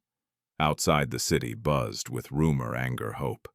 Lines were being drawn, sides chosen, and somewhere between power and poverty, silence and speech, the truth waited, fragile, contested, and no longer alone. The morning of the inquiry arrived wrapped in rain. Lagos wore it like a second skin. Streets slick and shining, umbrellas blooming along sidewalks, engines coughing awake under gray skies. By the time Kofi Asante's convoy pulled into the civic complex, reporters were already gathering beneath the awning, microphones lifted like questions with teeth. Inside the hospital, Noah sat on the edge of his bed legs, swinging slowly.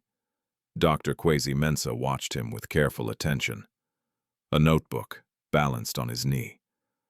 Noah's fingers moved restlessly, tapping his thigh, then his throat, then the paper, where his crayons lay. "You don't have to do anything today," Dr. Mensah said gently. "Just be yourself." Noah looked up, eyes searching. He opened his mouth, closed it, then tried again. A breath, pushed out, rough, deliberate. Shaw. Dr. Mensah felt his chest tighten. "Yes," he said softly. "That's her name." Noah nodded, satisfied. He drew a line on the paper, then another. The figure with long hair returned colored green again. He added a small circle near the chest, then shaded it in. When Dr. Mensah leaned closer, Noah tapped the circle and pressed his fingers to his throat. "Sound," Dr. Mensah murmured. "You're drawing sound." Noah smiled. Across the hall, Lydia Asante stood near the window phone pressed to her ear. Her voice was clipped, controlled. "No, I won't attend," she said. "I've made my position clear." She ended the call and stared out at the rain. Her reflection stared back, perfect hair, perfect posture, a woman who had learned how to armor herself against the world. She told herself this was about protecting her son. She told herself distance was discipline. Still, when she heard Noah's rough voice from down the hall, something inside her flinched. Downstairs, Asha waited with Mrs. Wanjiku Kamau in a small side room designated for witnesses. The walls were beige and unadorned, the chairs uncomfortable. Asha sat with her hands folded, knees drawn together. She wore a borrowed sweater that smelled faintly of detergent and kindness. "They'll try to confuse you," Wanjiku said calmly. They'll ask questions that feel like traps. Asha nodded. I'll just tell what happened. That's enough, Wanjiku said. But it won't feel like it. Asha glanced at the door. Is he coming? Wanjiku hesitated. Kofi wants him to rest, she said, but the doctors think it might help. Asha's stomach fluttered. She hadn't expected to see Noah today. The thought scared her more than the microphones ever could. In the inquiry chamber, the room filled steadily. Officials took their seats. Lawyers arranged files. Cameras clicked. The air buzzed with anticipation and tension thick enough to taste. Victor Balogan arrived last, flanked by two attorneys. He wore a dark suit, his expression calm, almost bored. He nodded politely to the panel to Kofi. To the press, every gesture measured. Kofi entered from the opposite door, shoulders squared, eyes steady. He carried nothing but himself. The murmurs rose as he took his seat. The chairwoman called the session to order. This inquiry concerns allegations of evidence tampering, improper handling of a minor, and corporate interference, she said evenly. We will hear from witnesses in turn. Grace Okori was called first. She walked to the stand with her head high, hands trembling only slightly. She spoke clearly, carefully about the footage, the access logs, the glove. She described what she had seen and what it meant. Victor's attorney rose smoothly. Ms. Okori, he said you're not trained in forensic analysis, are you? No, Grace replied. So your interpretation is speculative. I know what I saw, Grace said, and I documented it. Victor watched without expression, fingers steepled. Dr. Kwesi Mensah followed. He spoke of medicine, of caution, of the difference between chemical causation and emotional release. He explained Noah's history, the patterns of fear, and control the significance of intentional vocalization. Children don't speak because they are forced, he said. They speak when they feel safe enough to try. A murmur rippled through the room. Victor's attorney leaned forward. Are you suggesting a homeless child created a medical breakthrough? Dr. Mensah met his gaze. I'm suggesting a human connection interrupted a cycle of fear, he said. No breakthrough, just truth. When Asha's name was called, the room shifted. She stood slowly, heart pounding, and walked to the stand. The microphones felt too close. The lights were hot. She focused on Wanjiku's calm face in the front row. Tell us what happened, the chairwoman said. Asha took a breath. I saw a boy who looked scared, she said. He couldn't speak. People were laughing. I had a leaf. I gave it to him. I didn't know if it would help. I just didn't want him to be alone. Victor's attorney stood. You admit to trespassing. Yes, Asha said. I shouldn't have gone in. And to feeding him an unknown substance. Asha shook her head. It wasn't unknown to me. The attorney smiled thinly. But you are not a doctor. No, Asha agreed. I'm just a girl. The words landed heavily. And yet you expect us to believe your actions were responsible. Asha swallowed. Her voice wavered but didn't break. I expect you to believe I didn't mean harm, she said, and that I told the truth. Silence followed. Then unexpectedly, Kofi rose from his seat. I request permission to call my son, he said. A ripple of surprise moved through the room. Victor's head snapped up. This is highly irregular. The chairwoman raised a hand. On what grounds? On the grounds that the central claim concerns his reaction, Kofi replied. And his voice has been used without his presence. The room held its breath. After a moment, the chairwoman nodded. Proceed, she said. Briefly. The doors opened. Dr. Mensah entered first, guiding Noah gently by the hand. The boy wore a soft sweater, his hair neatly brushed. He looked small beneath the lights, eyes wide as he took in the room full of strangers. Asha's heart stopped. Noah saw her immediately. His face lit up with a smile so sudden and pure it sucked the air from the room. He tugged Dr. Mensah's hand, pointing. Asha, he rasped. The sound wasn't loud. It wasn't smooth, but it was unmistakable. Gasps rippled through the chamber.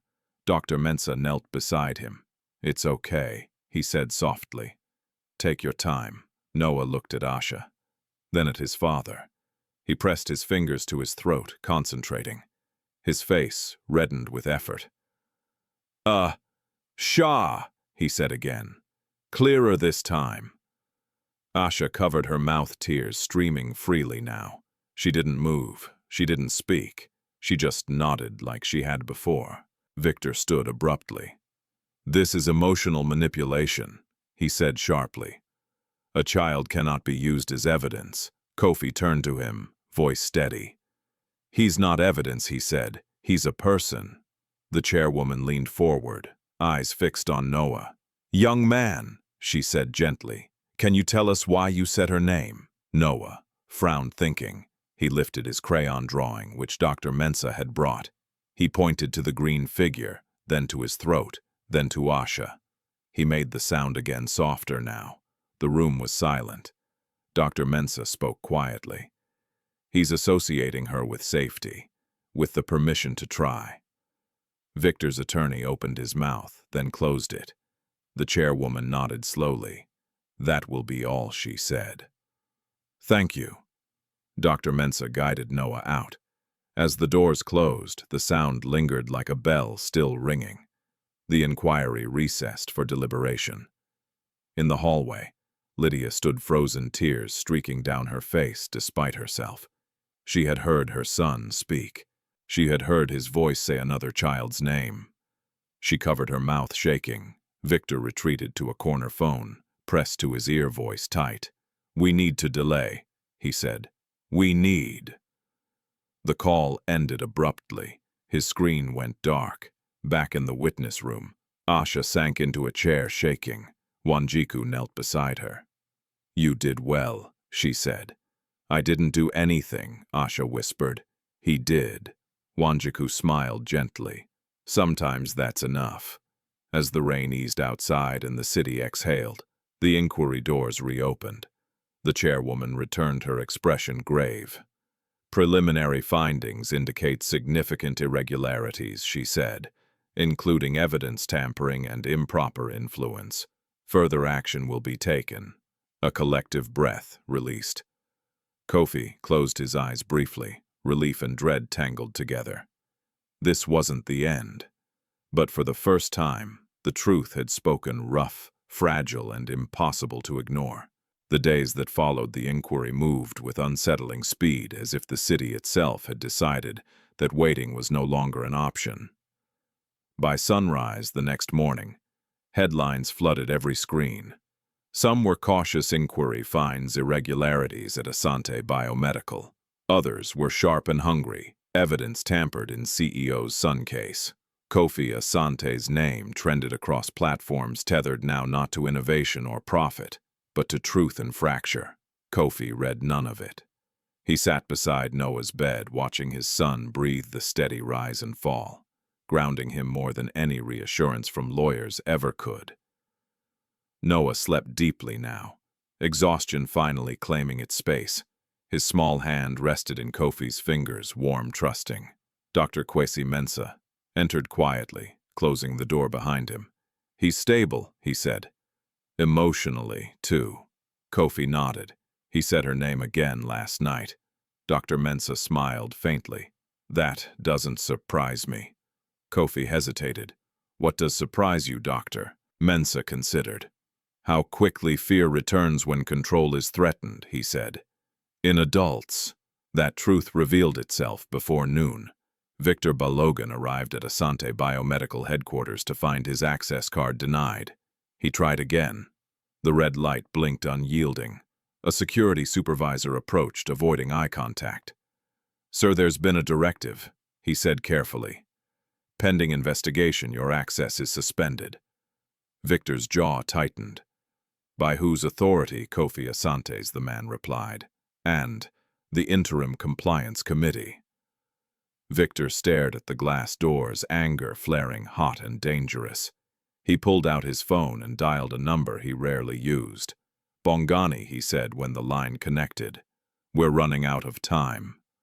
Across the city, Bongani Dlamini listened calmly seated in the back of a car, moving through traffic like it owned the road. Then we escalate, he replied. Fear works best when it feels inevitable.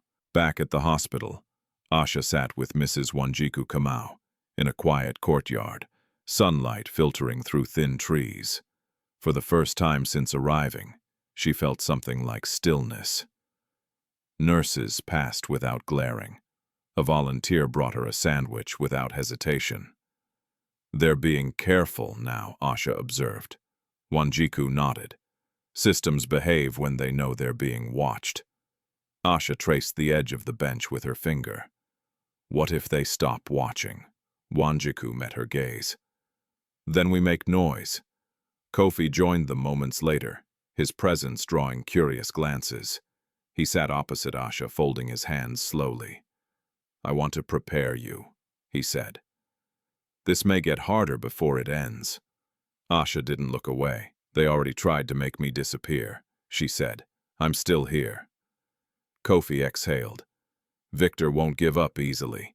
He's calling in favors. Is that why the men were outside earlier? Asha asked quietly. Kofi nodded. Probably.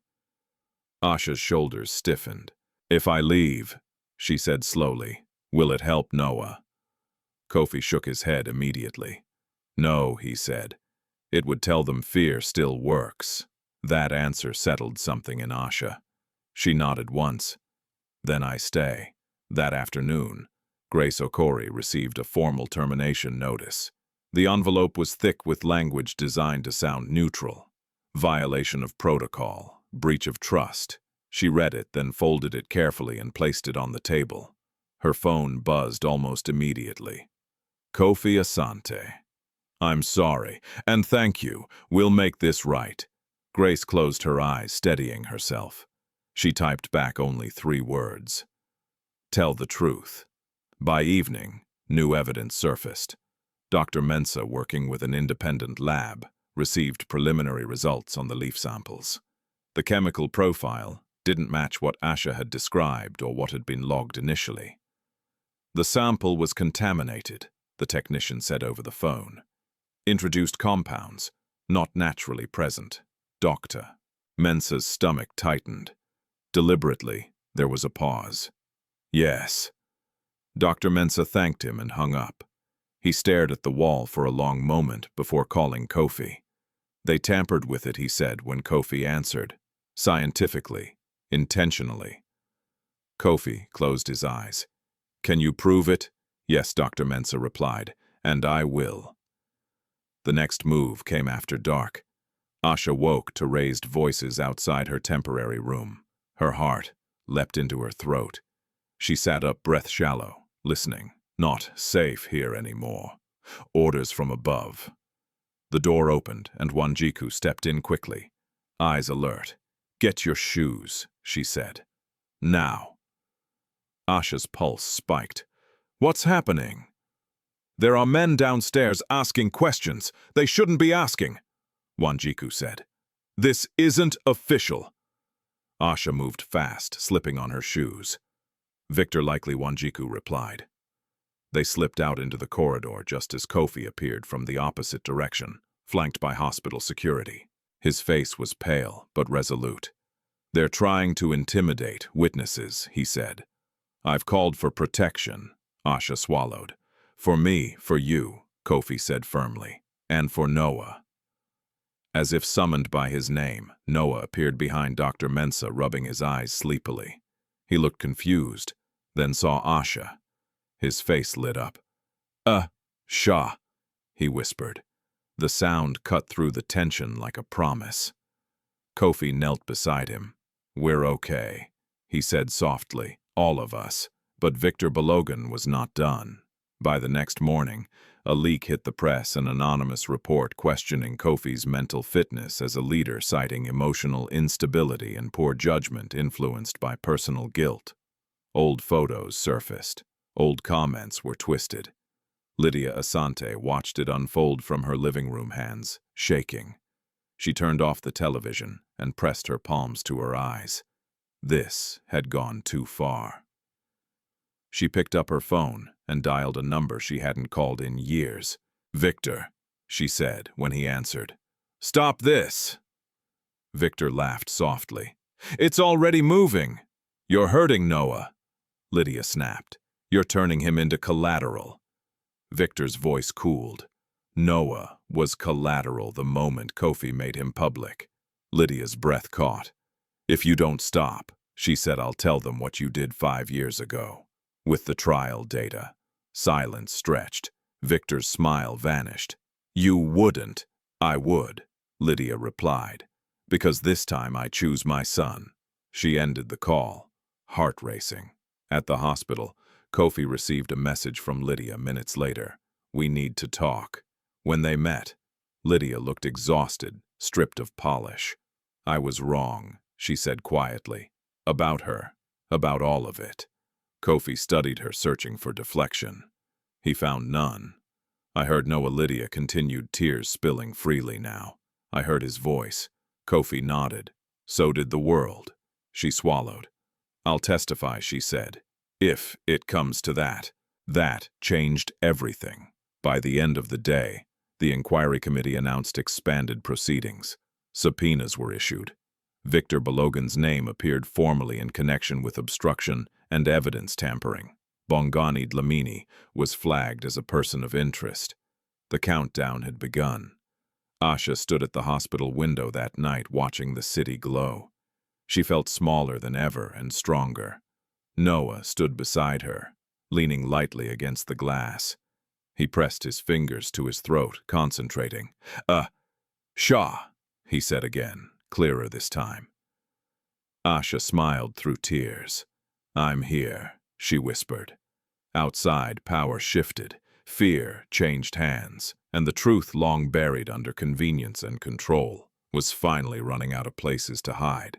The day the expanded inquiry reconvened, the city felt different, quieter, sharper, as if Lagos itself had leaned forward to listen. Rain threatened again.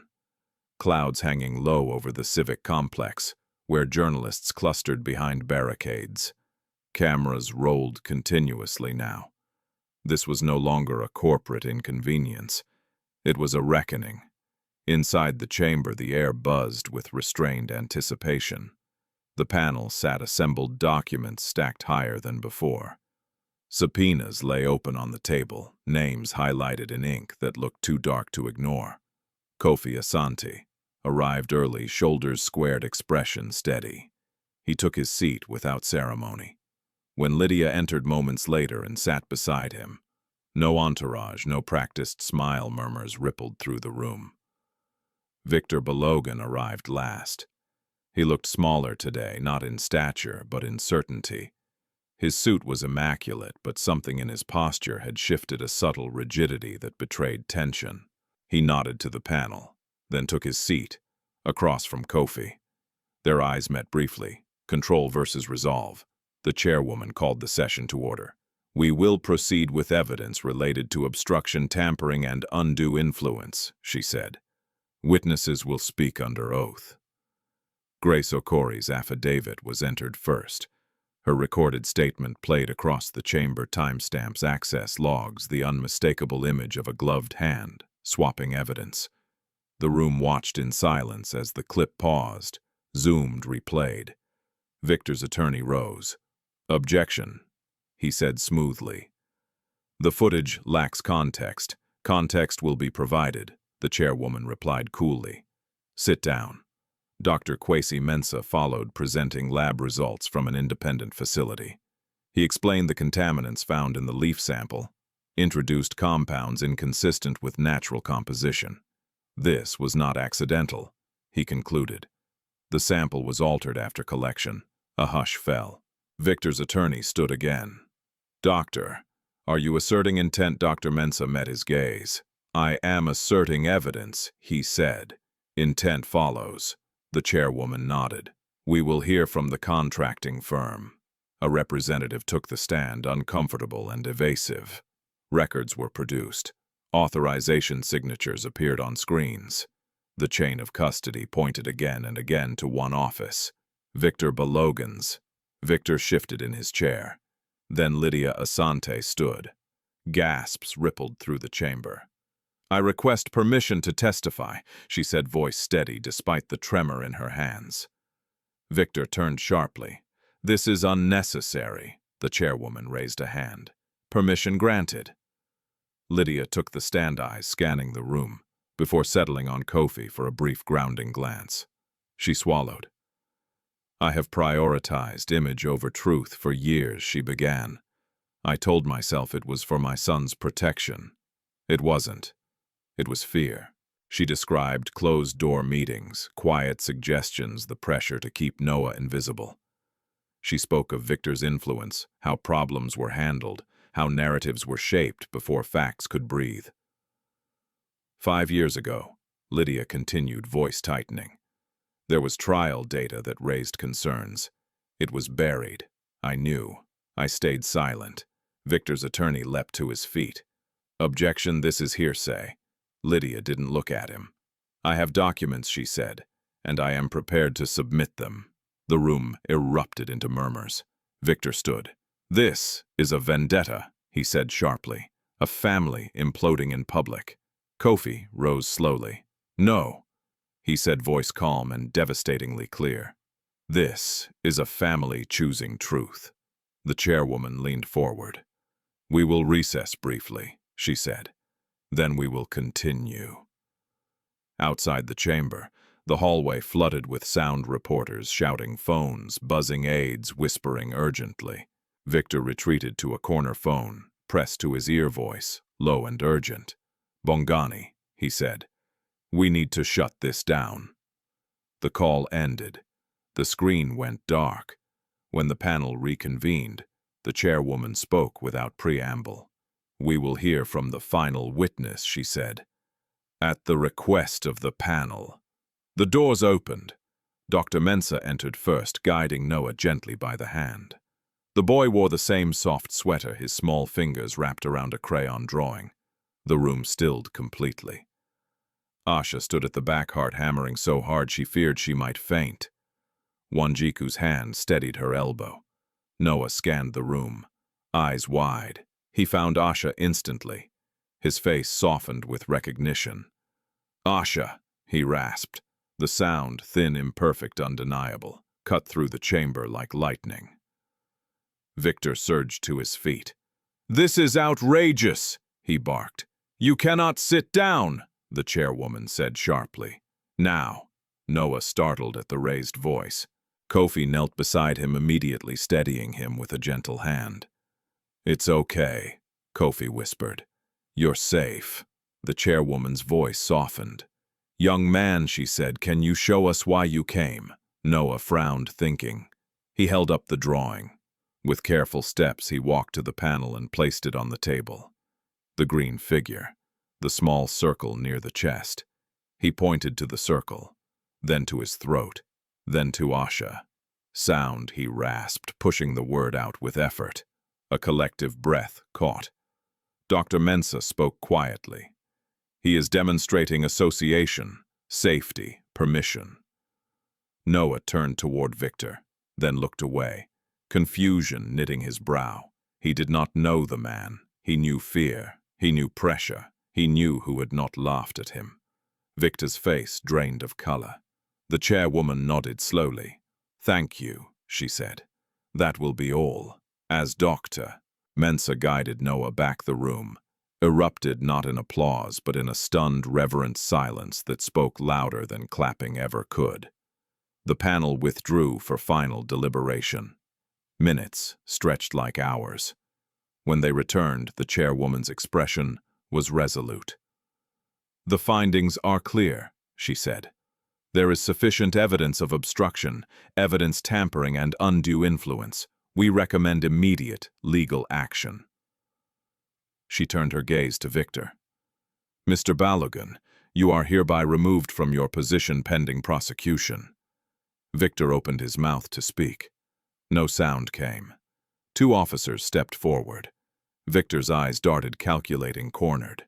"This is a mistake," he said hoarsely. You're destroying a system. Kofi met his gaze. You destroyed it, he said. We're rebuilding. Victor was escorted out the room, parting around him like water around a sinking stone. Outside, the news broke in real time. Alerts flashed. Cameras caught the moment. The city exhaled. In the quiet that followed, Kofi found Asha near the window. She stood very still, tears streaming freely now that the weight had lifted. It's over, she whispered. Kofi shook his head gently. It's begun, he said. The right way. Noah approached, tired but glowing. He tugged Asha's sleeve shy now that the noise had faded. He pressed his fingers to his throat and tried again. Shah. Clearer, braver. Asha knelt, smiling through tears. I hear you, she whispered, and in that moment, amid the broken systems and the hard-earned truth, the smallest voice in the room had done what power never could. It told the truth. The days after Victor Balogan's removal unfolded with a strange quiet, the kind that followed a storm when the air still carried electricity. But the sky had begun to clear. Lagos kept moving, buses roaring markets, shouting radios blaring news. But something underneath had shifted. The story no longer belonged to rumor. It belonged to record. Kofi Asante returned to the hospital, not as a man under siege, but as a father who had made a choice and was prepared to live with its cost. The board's emergency vote still loomed, but its teeth were dull now. Too many eyes were watching. Too many documents had surfaced.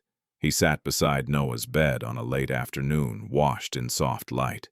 The boy was building a tower out of plastic blocks movements, slow and careful tongue, peeking slightly from the corner of his mouth in concentration. Kofi watched him, heart aching in a way that felt almost welcome.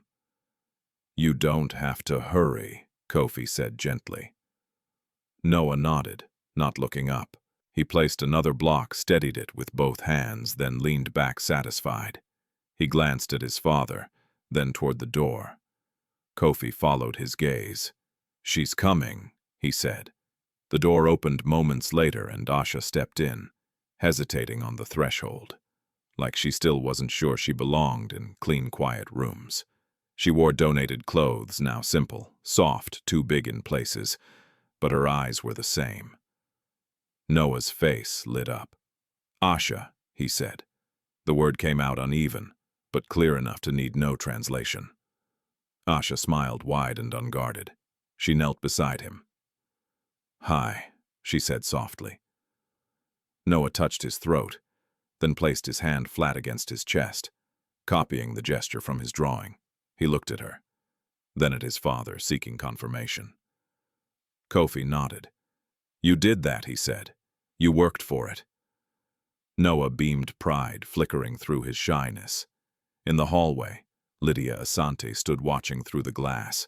She had come quietly without announcement, her posture stripped of its old sharpness. She pressed a hand to her mouth as she listened to her son's voice, still rough, still fragile, but undeniably his. She stepped inside slowly. Noah noticed her and froze for a moment, uncertainty clouding his expression. Lydia knelt carefully, keeping her distance. Hi, she said, voice trembling despite herself. Noah studied her face, then glanced at Asha.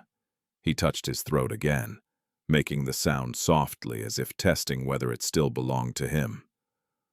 Lydia's breath broke. Tears slid freely, now unchecked. I'm sorry, she whispered. I should have listened sooner. Noah didn't understand the words, but he understood the tone.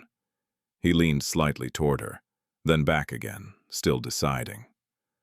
Lydia smiled through tears, accepting the hesitation. I'll wait, she said quietly. Outside the room, Mrs. Wanjiku Kamau spoke with hospital administration, finalizing paperwork that would ensure Asha's protection. Temporary guardianship, school placement, counseling support, no cameras, no press statements. She's not a symbol, Wanjiku said firmly. She's a child. For once, no one argued. Grace Okori watched from a distance, her badge already deactivated, her future uncertain. When Kofi approached her later that day, she braced herself. "You lost your job because you told the truth," Kofi said. Grace shrugged lightly. "Jobs can be replaced. Integrity can't," Kofi replied. "I want you to know we're opening an independent patient advocacy unit. I'd like you to lead it." Grace blinked, stunned. "You don't owe me anything." Kofi shook his head. "I owe the system correction." Grace nodded slowly, emotion tightening her throat. "Then I'll do it right." The board vote came and went quietly 2 days later. Kofi retained his position, not because he fought hardest, but because removing him would have confirmed everything the inquiry had exposed. Share prices wavered, then steadied. The company survived. But Kofi knew survival wasn't the point. That evening, he stood alone on the hospital balcony, watching the city lights flicker on one by one. Asha joined him, hands clasped loosely in front of her. "They said I can start school next term," she said, almost as if she didn't believe it yet. Kofi smiled. "You deserve that." Asha nodded, then hesitated. "I don't want to forget where I came from," she said. "Or the kids still outside." Kofi considered her words carefully. "You won't," he said, "and you won't have to face that alone." Inside, Noah practiced with Dr. Mensah, repeating soft sounds, resting often. Progress came in inches, not leaps. Some days were better than others. Some days the sounds retreated again. No one pretended otherwise. "This isn't a miracle, doctor," Mensah reminded them gently. "It's work." Kofi nodded. "We'll do the work." Weeks passed. Asha moved into a small apartment run by a nonprofit partner, shared space, shared rules, shared laughter. She struggled at first with beds that didn't move and food that came regularly. Hunger didn't vanish overnight. Fear didn't either. But slowly, the city felt less like an enemy. Noah returned home with Kofi therapy scheduled. Pressure lifted. His voice remained fragile, but his eyes were lighter. He spoke in pieces, now sounds, then syllables, then names. Always Asha's name first. One afternoon, as they sat together on the hospital lawn, Noah drawing, Asha reading aloud slowly from a children's book. Noah surprised them both. "Leaf," he said. Asha froze. What he pointed to the picture on the page, then to his throat. "Leaf," he repeated, testing the word like a bridge. Kofi's breath caught. Asha smiled, eyes shining. "Yes," she said softly. "Leaf." The world didn't change all at once. Injustice didn't disappear. But something essential had shifted. A powerful man learned that control was not the same as protection. A frightened boy learned that his voice was allowed to exist. And a homeless girl learned that kindness, even when punished, could still reshape the truth. On a quiet evening, weeks later, they returned to the hospital courtyard, where it had all begun. The cracked pavement, the edge of shadow and glass. Noah stood between Kofi and Asha, holding both their hands. He looked up at them, then took a deep breath. "Hey, Shah," he said. Then after a pause, "Long, careful, Papa." Kofi dropped to his knees, laughter and tears breaking free at once.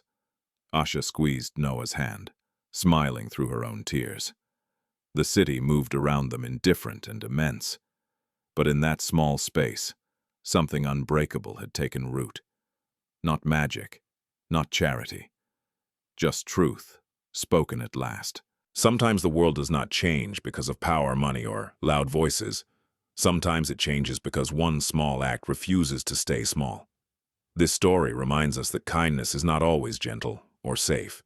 Real kindness often walks straight into danger without guarantees. Asha did not help Noah because she believed she would be rewarded.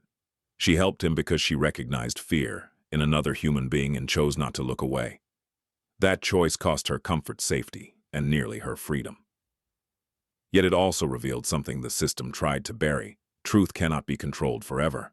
Noah's journey teaches us that healing is rarely instant. His voice did not return like a miracle on command.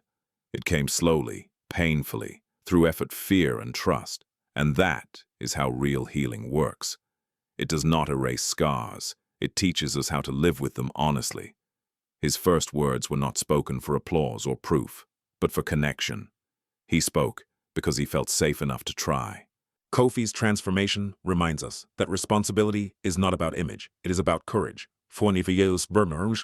True leadership is not proven when everything is polished and profitable, but when standing for what is right threatens everything you have built. Choosing truth over comfort will always cost something, but choosing comfort over truth costs far more in ways we often don't see until it is too late. And finally, this story asks us a quiet but uncomfortable question. How many voices do we ignore every day because they come from people we've decided don't matter? How many Ashas are pushed aside because it is easier to believe they are the problem than to confront a broken system? Justice does not begin in courtrooms. It begins the moment someone decides to listen. If this story moved you, take a moment to share your thoughts in the comments. What part stayed with you the most? Where are you watching from, and what time is it there right now? Your voice matters here. And if you believe stories of healing, courage, and truth deserve to be heard, subscribe to the channel. Stay with us, and let's keep telling stories that remind us what it means to be human.